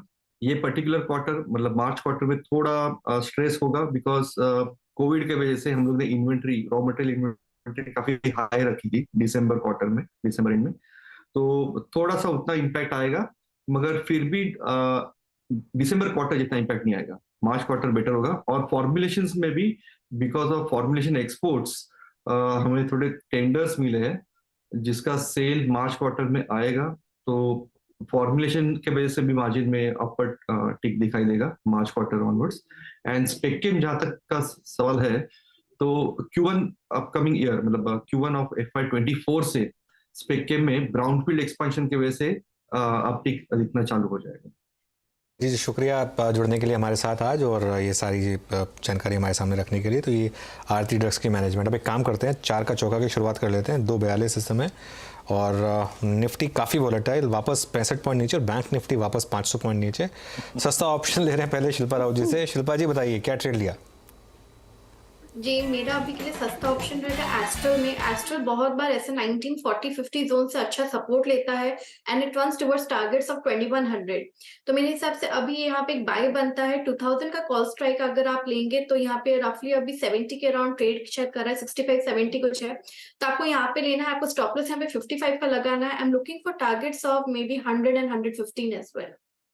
तो एस्ट्रल में तेजी का कॉल लेकर चले, ये फिलहाल आपके लिए 2000 का कॉल है। टारगेट 100-105 के आसपास के रहेंगे बाई साइड का ट्रेड। प्रशांत, F&O सुपरस्टार। मैं बजाज फाइनेंस के साथ जाना चाहूंगा। काफी अच्छा बाउंस और काफी अच्छा वॉल्यूम के साथ है, 20 दिनों के एवरेज के करीब है, फिर भी मैं थोड़ा सा प्रीएम्प्ट करूंगा और अभी मैं मान के चल रहा हूँ ऑलमोस्ट 6000 के लेवल पे। तो मेरा जो स्टॉप लॉस होगा वो 5925 5925 होगा, और जो टारगेट में देख रहा हूँ वो करीबन 6150 टारगेट 1 और 6200-225 तक टारगेट 2। फाइनेंस आज का अगर आप देखें इसे स्टॉक ऑफ द डे कह सकते हैं। पोस्ट आई थिंक सुबह भी स्विंग काफी स्ट्रांग था, अब डे हाई की ट्रैजेक्टरी मार्केट ट्रेड करता हुआ। ओपन इंटरेस्ट देखिए लगभग 25,000 शेयर्स इसके ओवाई में बिल्डअप हुए हैं। चार के चमत्कार विकास जी के सौजन्य से आएगा। विकास बताइए क्या पिक कर रहे हैं आप? मेरा चार्ट का चमत्कार रहेगा वीआईपी इंडस्ट्री। यहाँ पे अभी भी चार्ट में पोटेंशियल यहाँ पे दिखाई दे रहा है। जो मोमेंटम इंडिकेटर है अभी भी पॉजिटिव साइड दिखा रहा है, तो 696 के स्टॉप लॉस में इसमें बाय करना है। ऊपर में 742 के टारगेट यहाँ पे बन सकते हैं। और जो भी स्ट्रक्चर है चार्ट का, वीकली, डेली और इन दोनों में भी पॉजिटिव साइड ही ये चार्ट अभी भी दिखा रहा है। तो मुझे लगता है यहाँ से एक पॉजिटिव रिजल्ट देखने मिल सकता है 742 के टारगेट के लिए। 696 का स्टॉप लॉस लगा। आईपी पर आपको दांव लगाना है। अब मिड कैप फंडा दलजीत जी से। दलजीत जी बताइए। तो हम मिड कैप, अब पहली चीज ये समझें कि ये आज ही खरीदने की जरूरत नहीं है। हो सकता है कि अगले 1-2 दिन में और थोड़ा नीचे भी मिल सकता है, क्योंकि अभी रिजल्ट नहीं आया। तो जब रिजल्ट आएंगे उसके बाद आप और अच्छे से डिसीजन ले सकते हैं। But every dip is a buying opportunity.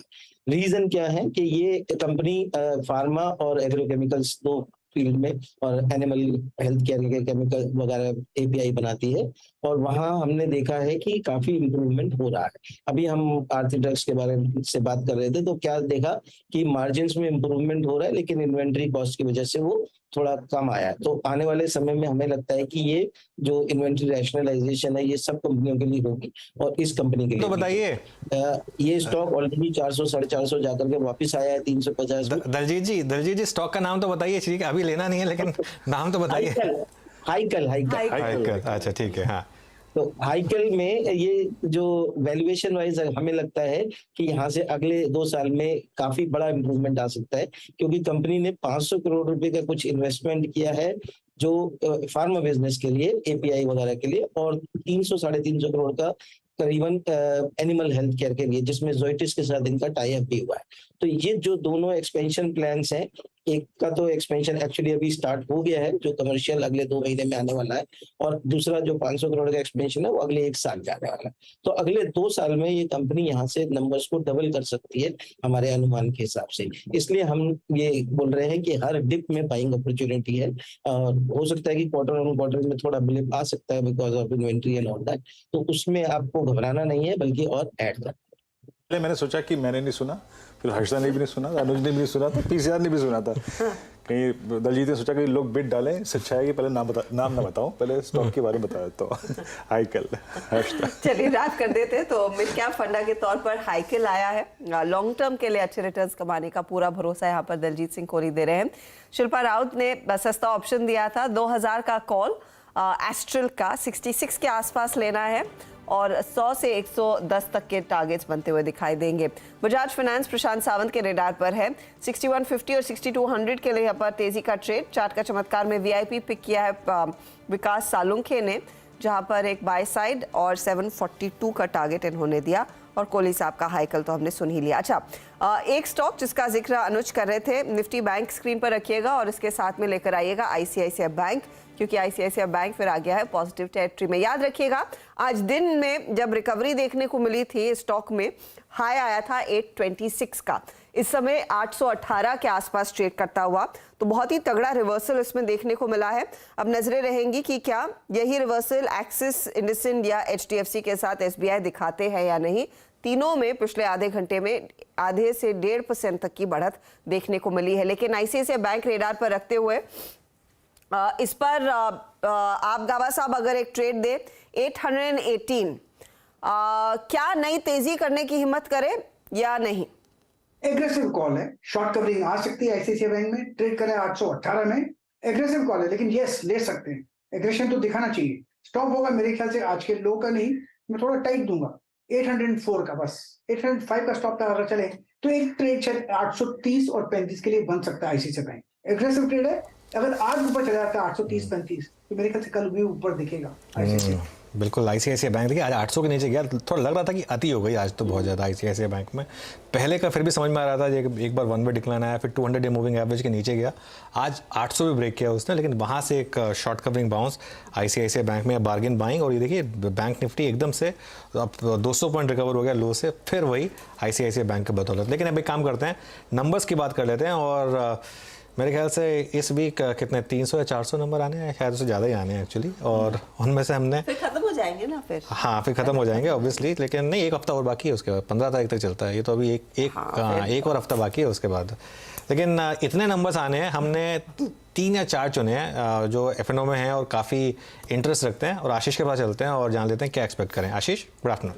Good afternoon. अच्छा, इस हफ्ते 600 से ज़्यादा कंपनीज के नंबर्स और निफ्टी 50 की खुद ही 15 कंपनीज के नंबर्स आने हैं। तो हाँ, बहुत ही चूज करके हमने जो सिलेक्टिव स्टॉक्स जो रेडार पे रखने हैं कल इंपॉर्टेंट नंबर्स में। पहला सन फार्मास्यूटिकल्स। एक्सपेक्टेड ये है सन फार्मा के जब नंबर्स आएंगे कि रीसेंट आउट परफॉर्मेंस कंटिन्यू रहेगा, बावजूद इसके कि इसका यूएस आर्म जो टैरो फार्मा था उसका हमने देखा था क्वार्टरली परफॉर्मेंस खराब हुआ था। फिर भी एक्सपेक्टेड है साल दर साल आय में 13% का उछाल, और मदद मिलेगी वो ग्लोबल स्पेशलिटी का जो बिजनेस है उसकी बढ़ती बिक्री से। यूएस का बिजनेस परफॉर्मेंस सब वॉच आउट करेंगे। आमतौर पे आजकल फार्मास्यूटिकल कंपनीज के साथ हम सब क्लोजली मॉनिटर करते हैं, वहां पे जो यूएस का बेस बिजनेस है उसका परफॉर्मेंस इंपैक्ट होगा, मार्जिन्स इंपैक्ट होंगे, क्योंकि वहां पे प्राइसिंग प्रेशर्स अभी भी कंटिन्यू हो रहे हैं। पर फिर भी जो नए लॉन्चेस हुए हैं उसके चलते ग्रोथ में मदद मिलती हुई नजर आएगी। इवन इनफैक्ट इंडिया में बिजनेस में नए लॉन्चेस हुए हैं, तो एक्सपेक्टेड है कि हायर सिंगल डिजिट में इंडिया बिजनेस की भी ग्रोथ होगी। मार्जिन्स करीब 50 बेसिस पॉइंट्स का इंप्रूवमेंट। मार्जिन्स इंप्रूवमेंट साल दर साल क्यू ऑन क्यू दोनों स्टेबल या इंप्रूव होते हुए नजर आ रहे हैं। बावजूद इसके ध्यान रखिएगा तगड़ी हेडविंड्स हैं, वो हम देख रहे हैं। नॉर्मलाइजेशन हो रहा है ट्रैवलिंग एक्सपेंसेस का, ब्रांड प्रमोशंस का, हलोल का इंपोर्ट अलर्ट है भाई, उसको रेक्टिफाई करने के लिए एक्स्ट्रा खर्चा करना पड़ेगा, एक्सपेंडिचर रेमिडिएशन पे खर्च हो रहा है। यूएस का बेस बिजनेस में मेंशन कर चुका हूं, उसका इंपैक्ट है प्राइसिंग का। उन सब के बावजूद मार्जिन स्टेबल है, तो कमेंडेबल परफॉर्मेंस है। मुनाफा करीब 4% के आसपास का उछाल दिखाएगा। एक चीज और है, सन फार्मा की R&D एक्सपेंसेस कहा था कि 7 से 8% कुल बिक्री का स्पेंड करेंगे, पहली छमाही में केवल 5% स्पेंड करा है। तो R&D का रन रेट अब कैसे इवॉल्व करेगा वो स्ट्रीट क्लोजली मॉनिटर करेगी। दूसरा इंपॉर्टेंट नंबर UPL का। आपने ईयर हाइज से मेरे ख्याल से 10-15% ऑफ हाइज इस समय ट्रेड कर रहा है, 850 की ईयर हाइज थे। आय 16% बढ़ेगी। UPL के केस में हम लोग क्लोजली ज्योग्राफिकल मिक्स को नजर रखते हैं, तो इसके केस में ग्रोथ आएगी लैटिन अमेरिकन मार्केट्स और नॉर्थ अमेरिकन मार्केट से, प्लस वहां से फेवरेबल फॉरेक्स मूवमेंट है, वो जो रुपया कमजोर हुआ है उसका एडिशनल फायदा मिलेगा। दिक्कत है यूरोप में, जहां पे प्रेशर कंटिन्यू करेगा क्योंकि चैलेंजिंग मार्केट कंडीशंस हैं। इवन इन INR और यूरो की पैरिटी भी दिक्कत करेगी यहां पर, और रेस्ट ऑफ द वर्ल्ड का मार्केट्स भी म्यूटेड रहेगा क्योंकि लार्जली डिपेंडेंट है चाइना में, और चाइना के ऑफ लेट इश्यूज हम सब जानते हैं। खैर, ग्रॉस मार्जिन्स लार्जली इंपैक्ट होंगे थोड़े बहुत, क्योंकि ये लोग हायर रेवेन्यू बिजनेस था, हायर मार्जिन बिजनेस था यूरोप का, वहां से अब नॉर्थ अमेरिका और लैटम की तरफ फोकस कर रहे हैं क्योंकि यूरोप में दिक्कतें हैं, तो वो लोअर मार्जिन बिजनेस है, इसीलिए मार्जिन्स पे इंपैक्ट नजर आएगा। पर फिर भी EBITDA 19% और OPMs स्टेबल नजर आएंगे। इसने ना वो जो फीफा की हम लोग बहुत चर्चा कर रहे थे, कतर का वर्ल्ड कप, उसके रीजनल स्पॉन्सर थे, तो उसका स्पेंड इंपैक्ट करेगा, प्लस वर्किंग कैपिटल रिक्वायरमेंट्स बढ़नी तो उसकी फाइनेंसिंग कॉस्ट इंपैक्ट करेगी, इसलिए मुनाफा केवल 8% बढ़ेगा। तीसरा और बहुत इंपॉर्टेंट, नंबर से ज्यादा तो खैर स्टॉक हम लोग बहुत क्लोजली मॉनिटर कर ही रहे हैं, सीमेंट दिग्गज ACC के नंबर्स भी कल आने। पहले क्विकली बता देता हूं हेडलाइन एक्सपेक्टेड क्या है। आय साल दर साल 7% बढ़ेगी, उसके सामने EBITDA में 38% का डिक्लाइन। आय 7% इसीलिए बढ़ रही, पहले तो वॉल्यूम जो है हम एक्सपेक्ट कर रहे हैं साल दर साल केवल 2% का इंप्रूवमेंट होगा। वॉल्यूम्स इंपैक्ट इसलिए होंगे क्योंकि हम लोग ने एक दिन चर्चा करी थी, लक्ष्मण को जोड़ा था, वो हिमाचल प्रदेश के प्लांट जो अंबुजा और ACC ने शट डाउन करें, उसका सीधे सीधे वॉल्यूम्स पे इंपैक्ट है। जो रेवेन्यू मिक्स इंप्रूव हो रहा है फिर भी 7% के आसपास, क्योंकि रेडी मिक्स कंक्रीट से अच्छा कंट्रीब्यूशन आएगा, और ईस्ट में जहां पे इनकी पकड़ अच्छी है ACC की, इन्होंने प्राइसिंग इंप्रूवमेंट किए थे, प्राइस इंक्रीज करे थे, उसका फायदा मिलना है लार्जली। कुछ हद तक ये फैक्टर्स, और जो की फैक्टर्स वॉच आउट करने की जरूरत है, जो ऑनगोइंग केपेक्स चल रहा है इनका, उस पर कमेंट, सीमेंट की प्राइसिंग पे कमेंट, जो कॉस्ट मॉडरेशन करने की कोशिश कर रहे थे उस पे कमेंट, और डिमांड रिवाइवल, ये सब इंपॉर्टेंट होगा ACC के लिए। पर मुझे पता नहीं नंबर्स से कितना स्टॉक इंपैक्ट होगा इस समय, पर नंबर्स इंपॉर्टेंट होंगे कल जो प्रेजेंट होंगे। तो कई सारे नतीजे और सब पर इनफैक्ट आगे बातचीत होगी। ACC देखिए पॉजिटिव टेरिटरी में इस समय, 8 रुपए की बढ़त पर। UPL, सन फार्मा, ये सारे स्टॉक्स, और आज शाम को भी नतीजे टेक महिंद्रा के आएंगे, तो उस पर भी मार्केट की नजरें बनी रहेंगी। अच्छा, इस मोड पर वक्त हो रहा है एक छोटे से ब्रेक का। ब्रेक के बाद ऑफ कोर्स मार्केट के आखिरी आधे घंटे की तरफ बढ़ेंगे और जोड़ेंगे हम दीपन मेहता को भी कार्यक्रम में। आप बने रहिए CNBC आवाज के साथ।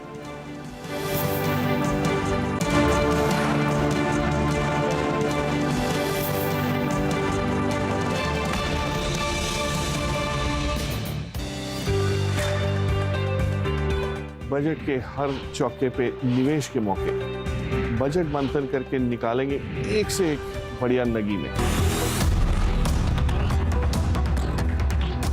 PLI, मैन्युफैक्चरिंग, डिफेंस की एक्सपोर्ट, किन शेयर्स को मिलेगा सपोर्ट? बजट की सौगात, किन शेयर्स की बनेगी बात? देखिए 2023-24 का बजट मेरे साथ CNBC आवाज पर 1 फरवरी को।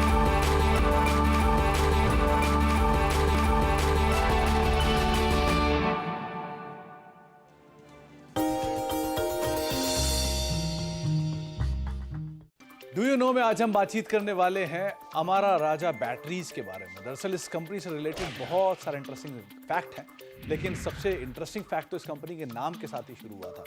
दरअसल इस कंपनी का जो नाम है अमारा राजा, वो एक्चुअल में जो एग्जिस्टिंग प्रमोटर हैं उनके ग्रैंड पेरेंट्स के नाम पर लिया गया था। जहाँ पर कंपनी के जो जयदेव गाला साहब हैं, उनके ग्रैंड पेरेंट्स में उनकी माता जी का नाम था अमरावती और साथ साथ राजगोपाल नायडू, इन दोनों को मिला के कंपनी का नाम अमारा राजा बना है। बहुत सारे रोचक तथ्यों में से एक इंटरेस्टिंग फैक्ट ये भी है कि देश की हर तीसरी गाड़ी की बैटरी जो है वो अमर राजा बैटरी बनाती है, यानी हर तीसरी गाड़ी जो पावर्ड बाय है वो अमर राजा बैटरी है। साथ ही साथ सिंगापुर की हर दूसरी गाड़ी जो है वो powered by Amar Raja battery है। इसके अलावा कुछ और इंटरेस्टिंग फैक्ट्स में एक देश का सबसे मजबूत और सबसे बढ़िया टैंक अर्जुन टैंक, इसकी भी बैटरी अमर राजा की तरफ से ही प्रोवाइड किया जाती है। और अमर राजा बैटरी का ना केवल ऑटोमोबाइल में कामकाज है, बल्कि रेलवेज, डिफेंस, टेलीकॉम जैसे कई सारे और सेक्टर हैं जिस पे कंपनी का भी कामकाज है। तो कई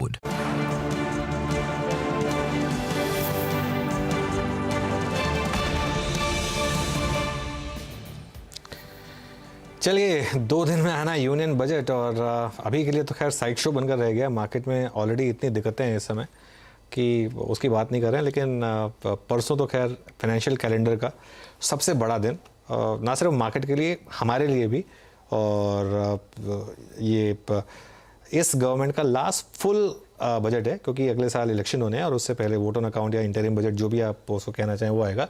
तो फुल बजट इससे क्या एक्सपेक्टेशन है और मार्केट किस तरीके से पोजीशन है, उस पर बातचीत करने के लिए हमारे साथ आप जुड़ गए हैं दीपन मेहता जी। दीपन जी, गुड आफ्टरनून।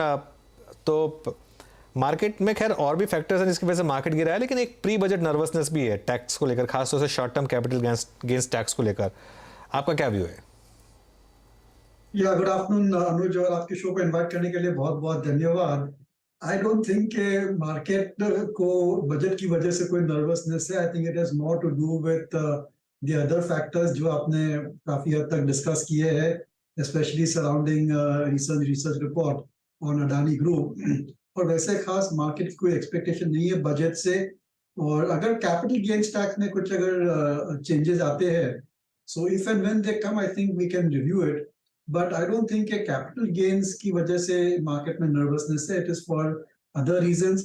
इनफैक्ट अगर बजट अच्छा आ जाता है तो जो पूरा न्यूज फ्लो है, जो सेंटिमेंट है, और जिस हिसाब से माइंड स्पेस अभी ऑक्यूपाई हो रही है on other aspects, will then again shift back to the fundamentals of the economy, और कौन से सेक्टर्स को फायदा हो रहा है और आगे चलते किन किन सेक्टर्स में निवेश करना चाहिए based on what the budget has declare. Specially expenditure side budget, ये बहुत ही इंपॉर्टेंट है फ्रॉम स्टॉक मार्केट पर्सपेक्टिव।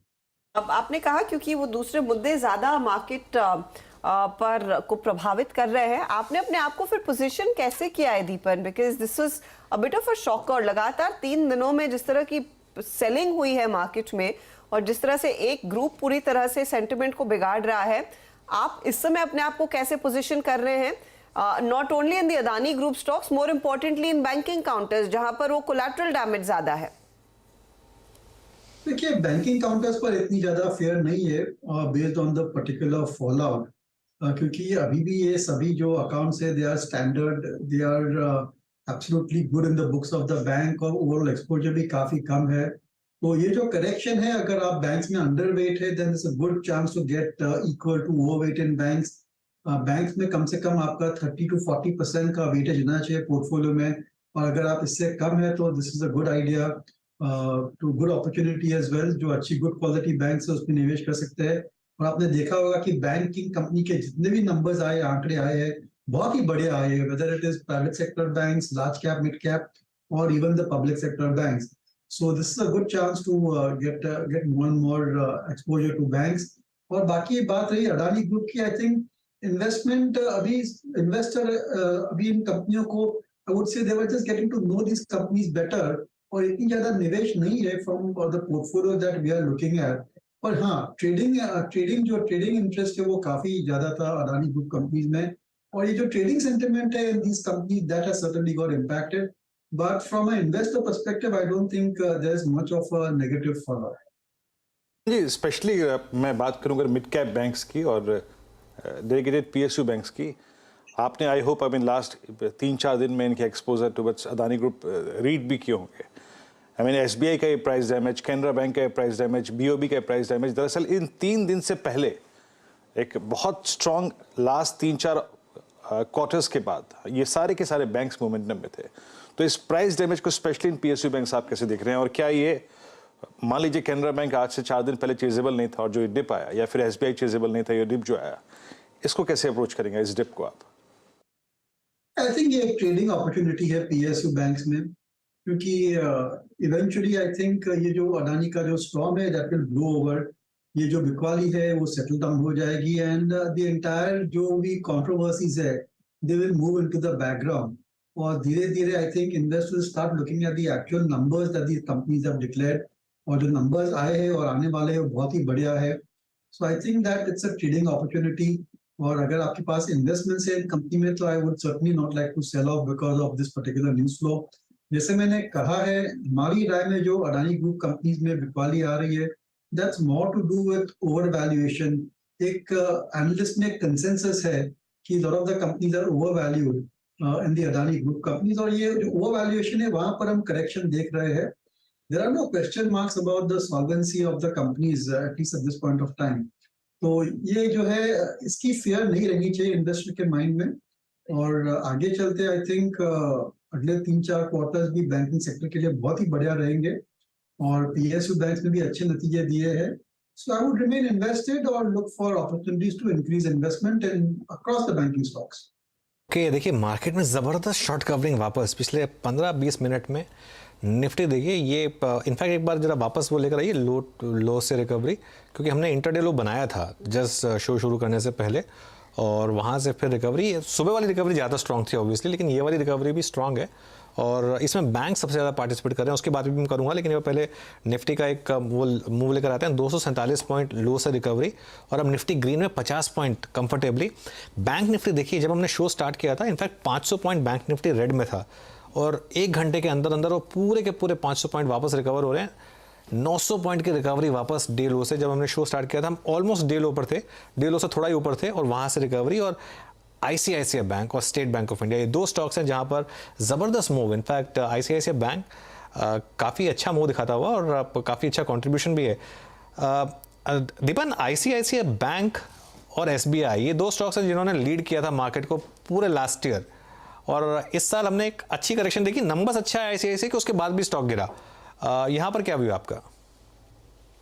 देखिए, I think Anuj that's the story across the bank. अगर पूरी बैंकिंग सेक्टर की आप ट्रेंड्स देखेंगे तो अच्छे नंबर आए और स्टॉक करेक्शन मोड में चला गया, या they have been selling on correction. So इसका एक ही कंक्लूजन है कि maybe investors had bought before the results, और कुछ अच्छी एक्सपेक्टेशंस थी, और नतीजे जो आए वो इन लाइन आए थे, कुछ ऐसे ज्यादा एनालिस्ट के एक्सपेक्टेशंस के बियॉन्ड नहीं आए थे, जिसकी वजह से we have seen some light selling taking place. और फिर अडानी का भी जो न्यूज आ गया उसकी वजह से पूरे बैंकिंग सेक्टर में थोड़ा सेंटिमेंट खराब हो गया। But there is no denying the fact कि SBI हो या ICICI बैंक हो, Kotak bank, HDFC bank, I think सभी कंपनियों ने बहुत ही अच्छे नतीजे दिए हैं। और एक केवल जो एक पॉइंट है जो मैं हाईलाइट करना चाहूंगा, जहां पर थोड़ी बहुत शंका है, थोड़ा सस्पेक्शन, थोड़ा कॉशन लेना चाहिए, that is on the deposit growth और काफी जो कंपनियां है स्पेशली द लार्जर वंस, उनकी जो डिपॉजिट ग्रोथ है दैट इज अराउंड अबाउट 10-12% और सो, और जो लोन ग्रोथ है दैट इज इन ऑलमोस्ट 20% और सो। तो ये जो रिसोर्सेज आ रहे हैं लेंडिंग के लिए, वहां पर थोड़ा प्रेशर आ सकता है। नेट इंटरेस्ट मार्जिन पर इसकी वजह से थोड़ा प्रेशर आ सकता है। बट दीज आर वेरिएबल्स जो बैंक्स और बैंक मैनेजमेंट आसानी से मैनेज कर सकती है। तो मेरी राय में I think banks remain very positive at least medium to long term. और जो सबसे अच्छी बात यह है कि डिमांड अच्छी है क्रेडिट की, और अभी भी जो एनपीएस आए हाल ही में, even what has come for the last quarter, जो नई लेंडिंग हुई है post COVID, even that the NPA levels are very much under control. So I'm very positive on banks per se, और इतनी ज्यादा कोई fear factor मेरे को दिख नहीं रही है बैंक्स में।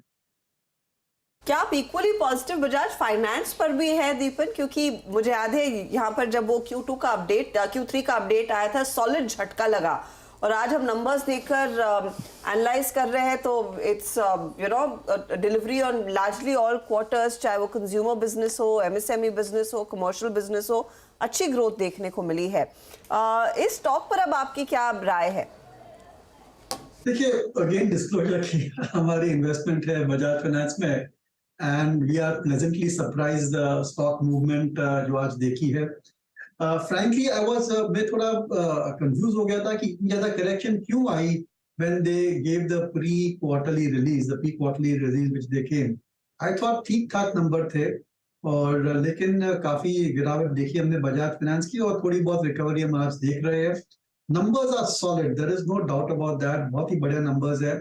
और एक इन्वेस्टर की ये जो शंका है, जो कॉशियस है कि उसकी वैल्यूएशन बहुत ज्यादा है, तो उसके लिए मैं यही कहना चाहूंगा कि आप बजाज फाइनेंस के जो रिटर्न ऑन इक्विटी नंबर्स देखेंगे ना, that is in the mid 20-25% और देयर अबाउट, और ये आप अगर बैंक्स के साथ कंपेयर करते हुए HDFC, ICICI या कोई भी बैंक से, तो बैंक्स के जो रिटर्न ऑन इक्विटी रहते हैं दैट इज अबाउट 15% और देयर अबाउट। तो ये एक एक्सप्लेनेशन हम दे सकते हैं कि Bajaj finance is trading at a premium to HDFC bank and some of the other banks also, because जो उनकी रिटर्न ऑन इक्विटी है, जो उनकी कैपिटल एडिक्वेसी है, वो बहुत ही बढ़िया है, बहुत ही ज्यादा है, much higher than the banking sector, और उनकी जो अंडरलाइन ग्रोथ है that also is higher than all of these banks put together, और ये लार्जेस्ट एनबीएफसी है, तो उसका premium valuation perhaps is justified. तो मेरी राय में I think after these numbers मेरे ख्याल से बजाज फाइनेंस में एक सॉलिड बॉटम बन चुका है, और इस लेवल से I think gradually it can only go up and recover lost ground for the next few quarters also. Deepan ji, दो स्टॉक्स पे आपकी राय और चाहेंगे, और उसमें आपका व्यू क्या है? एशियन पेंट्स और पिडिलाइट। इनफैक्ट मैं अगर टेक्निकली देखूं तो पिडिलाइट इस वक्त 100 वीक एक्सपोनेंशियल मूविंग एवरेज पे है। लास्ट टाइम ये आया था CY 22 के मिड में ड्यूरिंग कमोडिटी शॉक, और उससे पहले आया था during Covid first wave. Same is the case with Asian paints. I mean ये तो लगभग अपने 100 वीक एक्सपोनेंशियल मूविंग एवरेज से भी मेरे ख्याल से इस वक्त 200 रुपये नीचे ट्रेड कर रहा है। एग्जैक्टली ये भी कमोडिटी शॉक इन CY 22 मिड और कोविड के टाइम ये लेवल्स थे। ये दोनों लेवल्स आपको प्लस करने के लिए या फिर एक लॉन्ग पर्सपेक्टिव से कैसे लग रहे हैं दोनों स्टॉक्स में? देखिए, we are more positive on Pidilite than Asian Paints. उसकी वजह यह है कि पिडिलाइट में इतनी ज्यादा कंपटीशन नहीं आ रही है। They remain a very large player with in the adhesive segment. Asian paints में कई तरीके से कंपटीशन आ रही है, बहुत ही अलग अलग प्लेयर्स नए आ रहे हैं, and lot of capacity is also coming up on the paint side. इसकी वजह से थोड़ा कॉशियस रहना चाहिए, because valuations are at extremely high level. Pidilite में it is more to do with जो प्रॉफिट्स आए हैं, ऑलमोस्ट 350 बेसिस पॉइंट्स या 3.5% की कंप्रेशन है ऑपरेटिंग प्रॉफिट मार्जिन्स पर, जो तुरंत करेक्ट हो जाएगी। मैंने आज की तारीख में the main raw material that is vinyl acetate monomer VAM, those prices are about $1,000 and what they have booked in the last quarter is about $2,000. तो सीधा रॉ मटेरियल पे बहुत ही बढ़िया फायदा आने वाला है पिडिलाइट में, और ये जो ऑपरेटिंग प्रॉफिट मार्जिन है वो 1-2 तिमाही में स्टेबलाइज हो जाएगी। It can move from 16.5% to 20% और सो। और जो वॉल्यूम ग्रोथ है, I think management also is pretty confident कि वॉल्यूम ग्रोथ भी वापस आ सकती है। So on Pidilite generally we are positive, and we think that stock can at least maintain returns or give returns in line with the market, but Asian Paints में थोड़ा सावधान रहना जरूरी है, and maybe you could look at exiting Asian Paints and moving to some of the other consumer facing or building material companies. बहुत बहुत शुक्रिया हमारे लिए समय निकालने के लिए और अपनी राय देने के लिए मार्केट्स पर। दीपक मेहता क्लियरली कहते हुए कि बैंकों में एक अच्छी अपॉर्चुनिटी, बजाज फाइनेंस जैसे स्टॉक्स में भी एक तगड़ी अपॉर्चुनिटी है। निफ्टी पॉजिटिव टेरिटरी में 17,625 के लेवल्स पर, तो करीब 20.2 पर ये, और निफ्टी बैंक में अब सिर्फ 56 अंकों का ही नुकसान रह गया है। इनफैक्ट ये रिकवरी सिर्फ दिग्गजों तक सीमित नहीं है, यहाँ पर मिड कैप्स ने भी रिकवरी दिखाई है। मिड कैप इंडेक्स अब 87 पॉइंट ही नीचे रह गया है। चलिए अब बजट आने ही वाला है, 1 तारीख को हम बजट को इस समय डाइसेक्ट करके बैठे होंगे। अब बजट से ठीक पहले मार्केट का प्रदर्शन कैसा रहा है अब तक, उससे ज़्यादा बजट हफ्ते में और बजट के बाद बाजार की चाल कैसी रहती है, ये आपके सामने डेटा पेश करेंगे। तो बजट से बजट तक, लेकिन यानी कि पिछले साल फरवरी 1 से लेकर इस साल 1 फरवरी तक किस तरह का परफॉर्मेंस देखने को मिला है। सुमित, पहले ये बताइए कैसा रहा है परफॉर्मेंस। देखिए, 2 हिस्सों में मैं इसको बांटूंगा। पहला हिस्सा तो यही है जो पिछले बजट से लेके इस बजट तक बाजार कैसा गया है। पहले हम बहुत हल्के होके आ रहे हैं, करीब 3% ऑलरेडी इंडेक्स पिछले 1 साल में, यानी पिछले बजट से लेके इस बजट तक ऑलरेडी टूट चुका है। तो 3-3.25% का डिक्लाइन निफ्टी में और 3% के आसपास का ही फॉल आप सेंसेक्स में ऑलरेडी देख चुके हैं। इससे कहीं ज़्यादा सीवियर डैमेज आपको मिड कैप में दिखाई पड़ेगा 4.5%, और ज़्यादा सीवियर डैमेज दिखाई पड़ेगा स्मॉल कैप में 5%, और कहीं ज़्यादा जो तेज बिक वाली पीएसयू बैंकिंग बास्केट में है 12% के आसपास की। तो ये लेकिन पिछले 1 साल के ड्यूरेशन के अंदर ऐसा होता, लेकिन बीच में पीएसयू बैंकिंग बास्केट चल भी चुका है। अब बाकी निफ्टी बैंक करीब 8% नीचे, पीएसयू बैंकिंग बास्केट की वजह से निफ्टी बैंक के अंदर भी करीब 8% का डिक्लाइन। कंज्यूमर ड्यूरेबल, मेटल, ये तीनों सबसे बड़े लूजर के तौर पर आपको दिखाई पड़ेंगे। करीब 7% बिक वाली कंज्यूमर ड्यूरेबल में, मेटल 6% नीचे। हेल्थ केयर, फार्मा स्पेस ये 1.5% के आसपास डिक्लाइन दिखा चुका है, लेकिन हाँ लोअर लेवल से एक अच्छी रिकवरी आपको दिखाई पड़ेगी आईटी स्पेस में, जो कि करीब 5% के आसपास चल चुका है पिछले बजट से लेकर इस बजट के दौरान। और एक बढ़िया तेजी दिखाई पड़ी है ऑटो में, 3-3.5% के आसपास की तेजी बीते 1 साल में यहाँ पर भी देखने को मिल चुकी है। तो ये ऑलरेडी कुछ हद तक डिस्काउंटेड है, ऑलरेडी हम 3-4% डिक्लाइन दिखा चुके हैं। अब यहाँ से कितना और डाउन साइड है वो कहना मुश्किल, लेकिन बड़ी एक फॉल हम ऑलरेडी इंडेक्स के अंदर देख चुके हैं। अच्छा, और बजट के दिन और उसके 1 हफ्ते बाद नॉर्मली मार्केट्स ने किस तरह से परफॉर्म किया है? देखिए, बजट के दिन ऑन अ क्लोजिंग बेसिस आप जाएंगे तो शायद बहुत बड़े आंकड़े ना दिखाई पड़े, लेकिन हाँ वॉलेटिलिटी काफ़ी ज़्यादा उस दिन देखने को मिलती है। तो उतार चढ़ाव के बीच जाके इंडेक्स के अंदर क्लोजिंग आती है।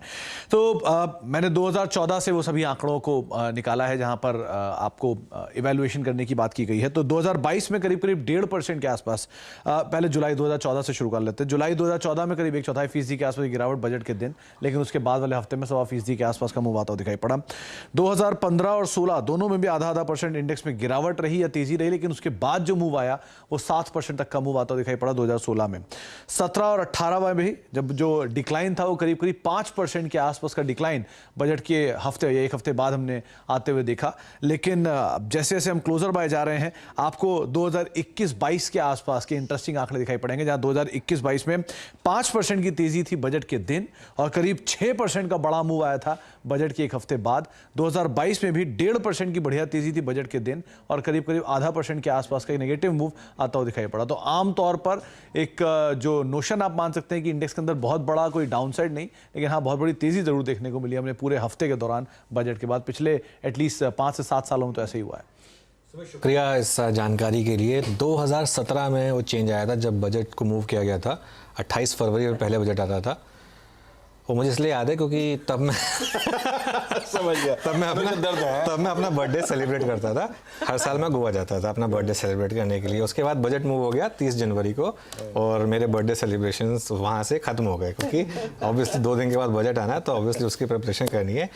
उस साल से लेके अभी तक मैंने एक चीज़ नोटिस करी है, अमूमन जनवरी मार्केट के लिए ख़राब रहता है या फिर बहुत रेंज में रहता है, लेकिन फरवरी मार्केट के लिए अच्छा रहता है। तो ये मार्केट की एक बार और होप होगी कि जो भी पेन आना है वो जनवरी में आ जाए, ताकि फिर बजट के बाद फरवरी में डाली आ जाए कम से कम। और सुमित कहते कि बजट डे में वोलेटिलिटी, और किसी को जरूरत हो वोलेटिलिटी की तो हमसे संपर्क करें। 1400 पॉइंट की इंट्राडे में बैंक निफ्टी में गजब। एंड कोई डाउ फ्यूचर्स में इंटरेस्टेड हो तो बताइए। रिकॉर्ड ब्रेक हो गया। नहीं, इससे भी बड़े नहीं, इससे भी बड़े एक दिन। अच्छा, कोई डाउ फ्यूचर में इंटरेस्टेड हो तो बताइए जरा, वो भी उल्लेख कर देता हूँ 178 पॉइंट नीचे।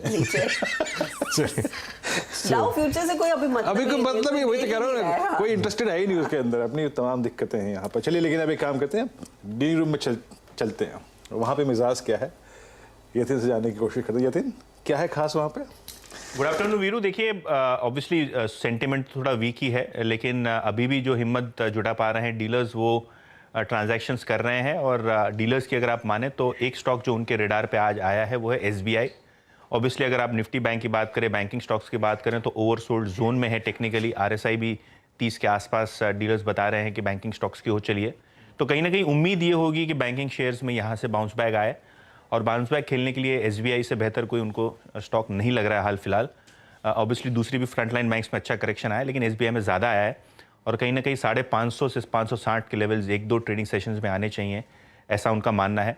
ऑब्वियसली बहुत सारे इवेंट्स हैं, अदानी का FPO है और इसके अलावा बजट है, तो पोजीशंस छोटी हैं, लेकिन यहाँ डीलर्स जो थोड़ा बहुत रिस्क ऑन ट्रेड अपना कर रहे हैं। और अगर आप देखें पिछले 15-20 मिनट में तो SBI में एक सडन 10-15 रुपये का स्पाइक आता हुआ नज़र पड़ रहा है। इसके अलावा अगर हम बात करें दूसरे स्टॉक की, BL, नतीजे तो वीक थे और डीलर्स को लगता है यहाँ से भी स्टॉक में 5-7% का डाउनसाइड हो सकता है, और इसीलिए यहाँ वो थोड़ी बहुत शॉर्ट सेलिंग भी कर रहे हैं। आज ओपन इंटरेस्ट का डेटा भी देख लें आप, तो BL में फ्रेश शॉर्ट्स बन रही हैं, तो यहाँ से भी डीलर्स को लगता है कि स्टॉक में 5-7 रुपये का डाउनसाइड आना चाहिए। तो BL शॉर्ट साइड पे और SBI लॉन्ग साइड पे डीलर्स ट्रेड कर रहे हैं। जानकारी रखने के लिए बहुत इंटरेस्टिंग पैटर्न है। एक बार आप अदानी पोर्ट्स और अदानी एंटरप्राइजेस का इंट्राडे चार्ट एक बार स्क्रीन पर अगर दिखा सकें स्प्लिट स्क्रीन में, तो बहुत ही इंटरेस्टिंग चीज़ आपको दिखाई देगी। पोर्ट्स में थोड़ी सी डिक्लाइन आई है इस समय, और एंटरप्राइजेस में रिकवरी है। अच्छा, SRF के नंबर्स आ गए। SRF के नंबर्स देखिए, एबिडा मार्जिन 26% से घटकर करीब 24%, और बाकी नंबर्स आएंगे आपकी स्क्रीन पर। प्रॉफिटेबिलिटी में कुछ हुआ नहीं अनुज, 505 करोड़ का मुनाफा था, 510 करोड़ कंपनी ने डिलीवर किया है, और मार्जिन्स अभी ज़्यादा कुछ कर नहीं पाए हैं। इनफैक्ट मार्जिन्स में दबाव देखने को मिला। एबिटा प्रेशर में है, करीब 50 करोड़ का कूल ऑफ देखने को मिला। 882 करोड़ से घटकर 834 करोड़ पर आ गया, वहां पर दबाव बना। कंसोलिडेटेड बेसिस पर आय जो है जो 3340 करोड़ पर थी, ये 3470 करोड़ पर आई है।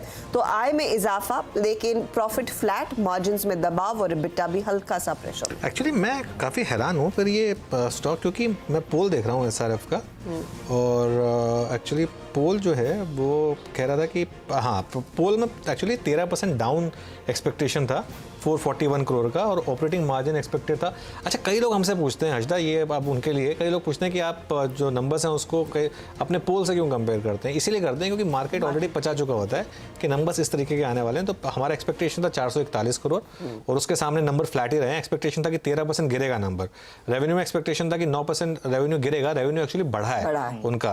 और एबिडा जो है, एबिडा भी उनका एक्सपेक्टेशन था कि 13% गिरेगा, 761 करोड़ रुपये आएगा, और मार्जिन 20.9% पर आएगा। एक्चुअली मैं एक चीज़ बता रहा हूँ, SRF का नॉर्मली मूव आता है कॉन कॉल के बाद, कॉन कॉल उनकी अगले दिन होती है नॉर्मली, लेकिन ये नंबर काफ़ी अच्छा है, और ये स्टॉक करेक्ट भी हो चुका है एक्चुअली पिछले कुछ टाइम में। एक बार जरा स्टॉक लेकर आइए, और जिस तरीके का मुझे लग रहा है कि नंबर्स पे नॉर्मली ये काफ़ी रिएक्ट करता है, कल शायद हो सकता है ये एक one of the stocks of the day हो जाए। नवंबर, दिसंबर, जनवरी, फरवरी के लोस बैठा है स्टॉक, लोस में बैठा है स्टॉक एग्जैक्टली। अगर आप देखें एक्सपेक्टेशन से तो फार बेटर नंबर्स देखने को मिल रहे हैं।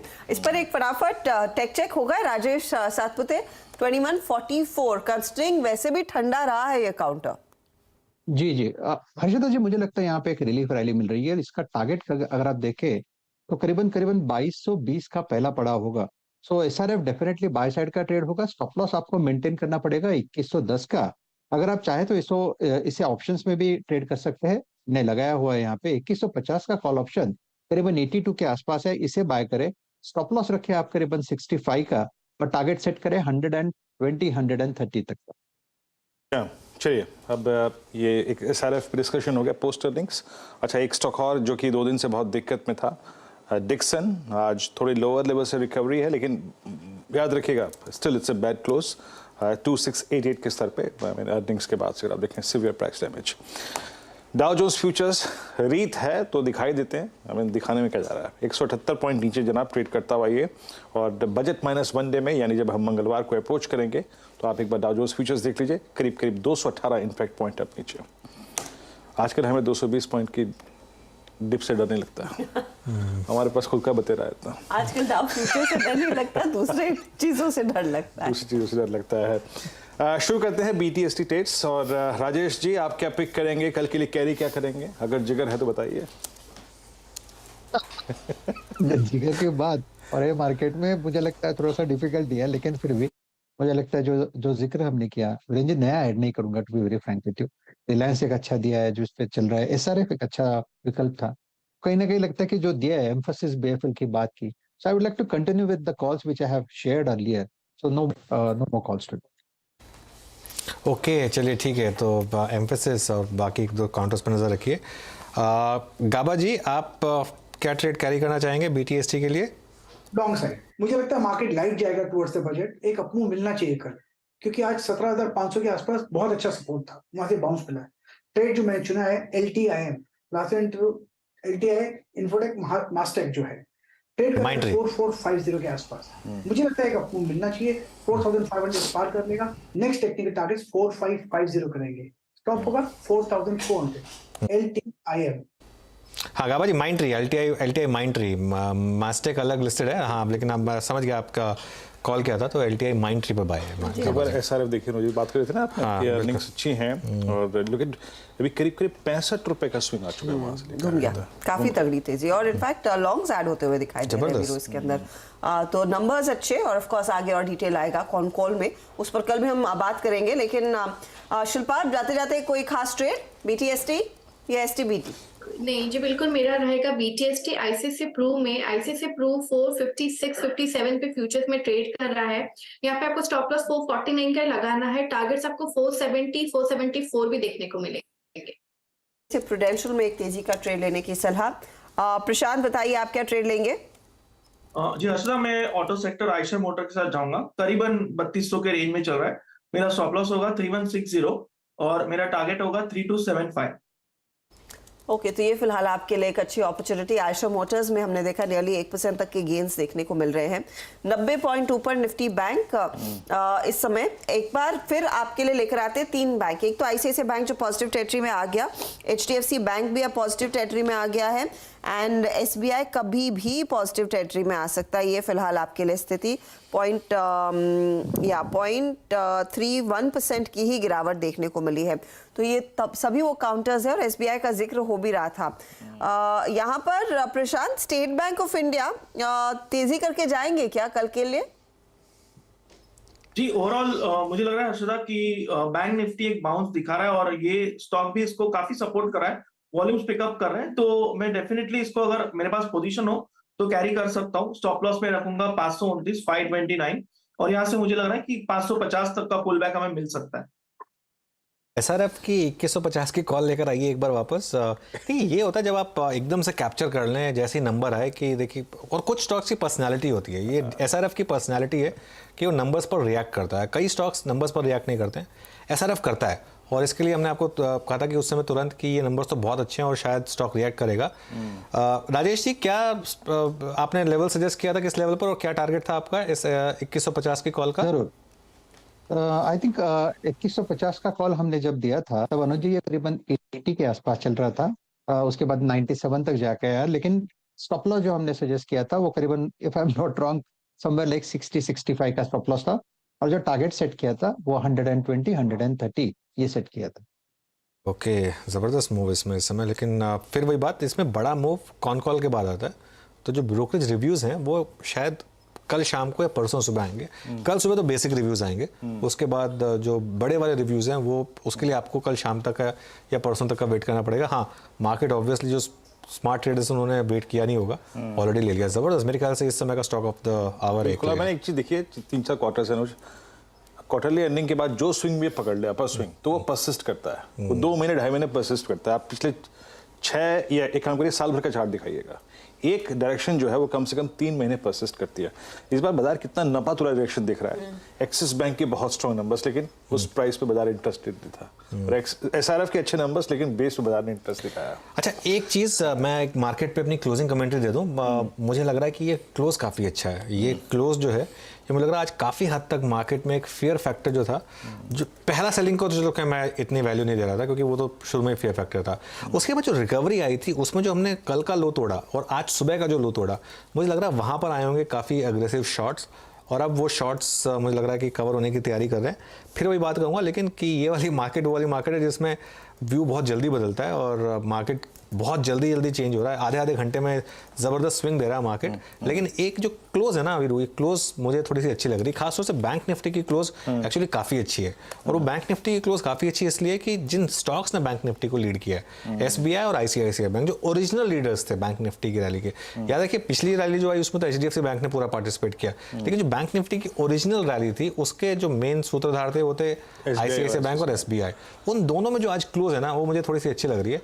और एक लग रहा था कि आज शायद थोड़ी अति हो गई, खासतौर से ICICI बैंक में, तो जो 800 के नीचे चला गया था और वहां से एक अच्छी बाइंग आई है, तो क्लोज अच्छा है। आज जिसके पास पैसा होगा ना, स्पेशली अगर आप देखें जिसका पैसा था उसने इन दो स्टॉक्स को ग्रैब किया होगा, बिल्कुल आज डेफिनेटली ग्रैब किया होगा। खैर चलिए अब हम क्लोजिंग की तरफ बढ़ रहे हैं और इस बीच मजगांव डॉक शिप बिल्डर्स के आपकी स्क्रीन पे नंबर्स हैं और आय करीब आप देखें आपकी स्क्रीन पर एक सब्सटेंशियल जंप है। एबिटा लगभग 202 करोड़ से बढ़कर लगभग 296 करोड़ रुपए। एबिटा फ्रंट पे आप देखें काफी स्ट्रॉन्ग नंबर्स और ये एक स्टार परफॉर्मर है, याद रखिएगा। मार्जिन इनके करीब 13% से बढ़ के 16.3%, दैट्स गुड। यहाँ पे भी आप देखें करीब 330 बेसिस पॉइंट का इंप्रूवमेंट है। और अगर आप टॉप लाइन को देखें, इनफैक्ट कोर नंबर्स को देखें प्रॉफिट्स की, इट्स 215 से बढ़कर लगभग 354। आपकी स्क्रीन पे मजगांव जो है वो डे हाई की ट्रेजेक्टरी में ट्रेड कर रहा है। इस पर एक चार्ट चेक ले लेता हूँ राजेश जी, एक अच्छा चार्ट। हाँ, लेकिन ये एक रेस्ट मोड में है। नवंबर, दिसंबर, जनवरी पूरा रेस्ट मोड में है, but finally with strong numbers ये 20 डेमा को पार करता हुआ। आपका टेक है इस स्टॉक पे? वीरेंद्र जी देखिए, मुझे लगता है यहाँ पे काउंटर एक डिसेंट करेक्शन के बाद एग्जैक्ट ने अपने 100 DMA से घूम रहा है, तो at least one bout of selling seems over to me. मेरे हिसाब से इसका जो टारगेट सेट करना है थोड़ा सा पोजिशनल अगर आप सोचे तो 800 के आसपास ठीक है, एक स्विंग का एक हाई बनेगा, लेकिन 840 850 तक का मूव आएगा। तो यहाँ पे बाय साइड की पोजीशन रखे, स्टॉप लॉस रखे 740 का। ओके, मजगांव आपकी स्क्रीन पे डे हाई पर 775 पे ट्रेड करता हुआ। और इनफैक्ट वीरू वैसे भी डिफेंस कंपनियों में तो एक्शन बनेगा ही। BL को देख के बस थोड़ी सी निराशा। BL नंबर्स का वो इंडिविजुअल फैक्टर था, बट यू नेवर नो। जैसे आपको याद होगा लक्ष्मण रॉय कह रहे थे कि अच्छा खासा बढ़ सकता है इंडिजीनियस मैन्युफैक्चरिंग की तरफ आवंटन डिफेंस बजट में, उसका फायदा इन सभी कंपनियों के हाथ लगेगा, तो थोड़ा सा मार्केट प्रीएम्प्ट भी करना चाहेगा अपनी पोजीशंस को। जी हां, इस बीच चलिए एक बार थोड़ा सा हीट मैप को देखते हैं। डेरिवेटिव्स हीट मैप है। जब निफ्टी आज करीब 17,407 का लो लगाने के बाद डे हाई की ट्रेजेक्टरी में आके, not exactly day high but एक सब्सटेंशियल रिकवरी के बाद ट्रेड कर रहा है, लॉन्ग बिल्डअप कहाँ पे हुए? याद रखिएगा, इंटेलेक्ट, आइडिया, बजाज फाइनेंस। अगर बहुत मजबूत स्टॉक्स की ट्रेजेक्टरी में जाऊं तो बजाज फाइनेंस और उसके बाद वोल्टास, फर्स्ट सोर्स का आज मैं जिक्र सुबह किया था ना मेरे ख्याल से। हाँ, सुबह किया था, पिछले हफ्ते भी किया था। हाँ, और करीब 4% ऊपर बिल्डअप, याद रखिएगा, स्ट्रॉन्ग था। कोफोर्ज मिड कैप आईटी में, याद रखिएगा कोफोर्ज में क्रमबद्ध तरीके से 17, 18, 19 जनवरी को शॉर्ट कवरिंग हुई, उसके बाद सारे के सारे शॉर्ट कवर हुए और लॉन्ग रोलओवर्स हुए थे। याद रखिएगा ये इस दौर की हाईएस्ट ट्रैजेक्टरी पे with a typical flag breakout close होने की तैयारी करता हुआ। बर्जर पेंट्स, नौकरी, नवीन फ्लोरिन, प्रकाश सर की सुबह की कॉल थी, that's done, I mean almost अगर आप देखें डी हाई की ट्रैजेक्टरी में।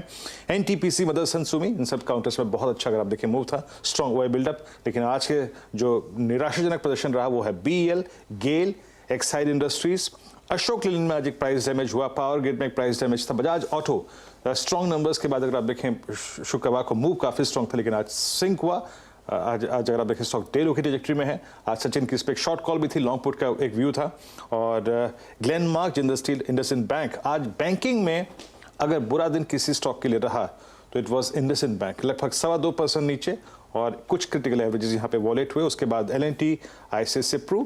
शॉर्ट कवरिंग किन किन काउंटर्स में थी? एक श्री सीमेंट में थी, ग्रैनुअल्स और क्रॉम्पटन, इन कुछ काउंटर्स में आज शॉर्ट कवरिंग देखने को मिली और एक अल्ट्राटेक सीमेंट, यहाँ पे आज शॉर्ट कवरिंग थी। हर्षदा आप जी हाँ, तो ये फिलहाल वो स्टॉक्स जहाँ पर सबसे ज़्यादा एक्टिविटी देखने को मिली है, लेकिन याद रखिए इंडेक्स में बहुत तगड़ी recovery. 17,405 if I remember correctly Nifty का लो था आज, और उसके सामने 17,671 के आसपास इस समय क्लोज आता हुआ दिखाई दे रहा है। तो 68 अंकों तक की बढ़त पर हम जाकर टिकेंगे, लेकिन डे लो से करीब 250 पॉइंट ऊपर बाजार जरूर आया। निफ्टी बैंक देखिएगा 39,418 डे लो था और उसकी तुलना में अब 40,467 के लेवल्स के आसपास यहाँ पर क्लोज देखने को मिल रहा है।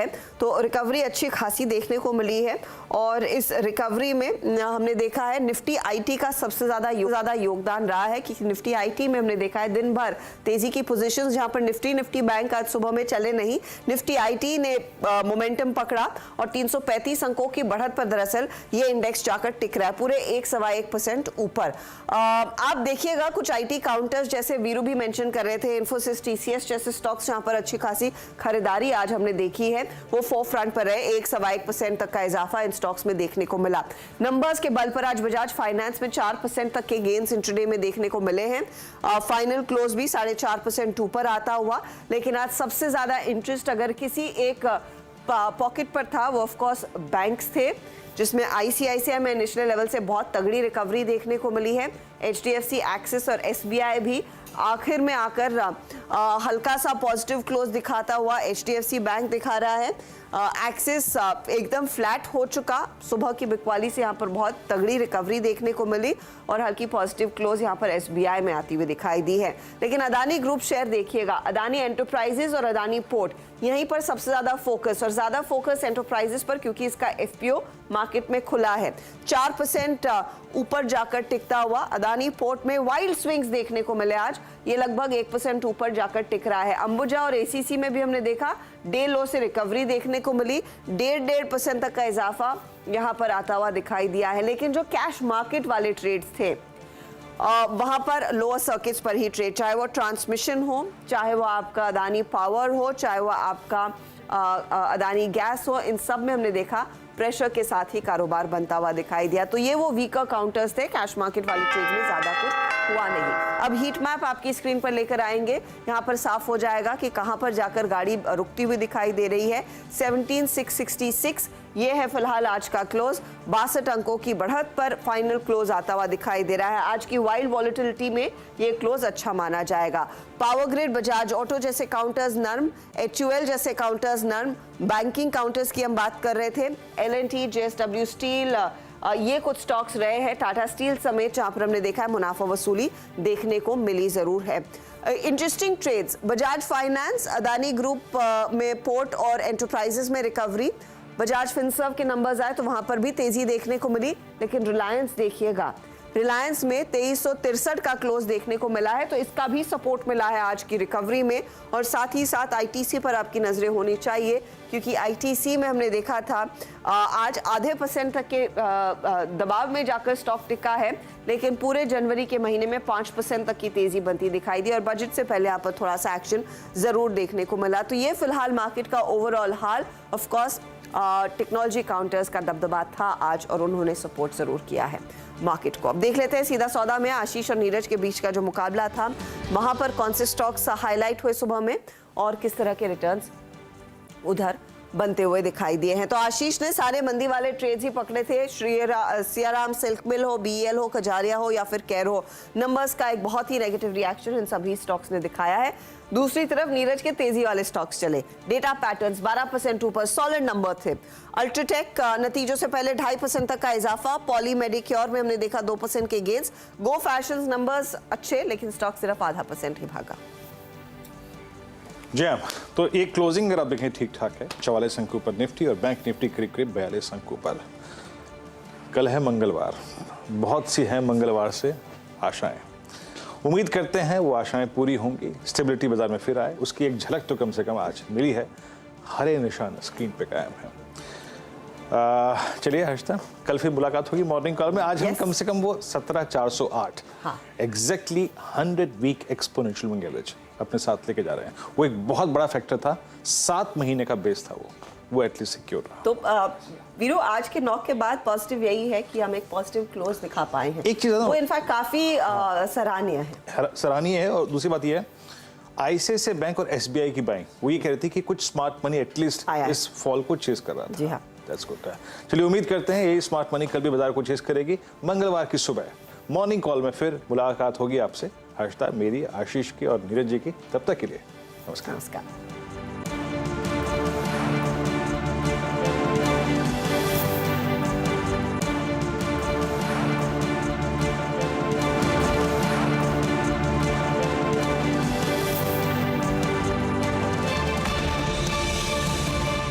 Mongia Steel presents Majboot Stocks of the Day.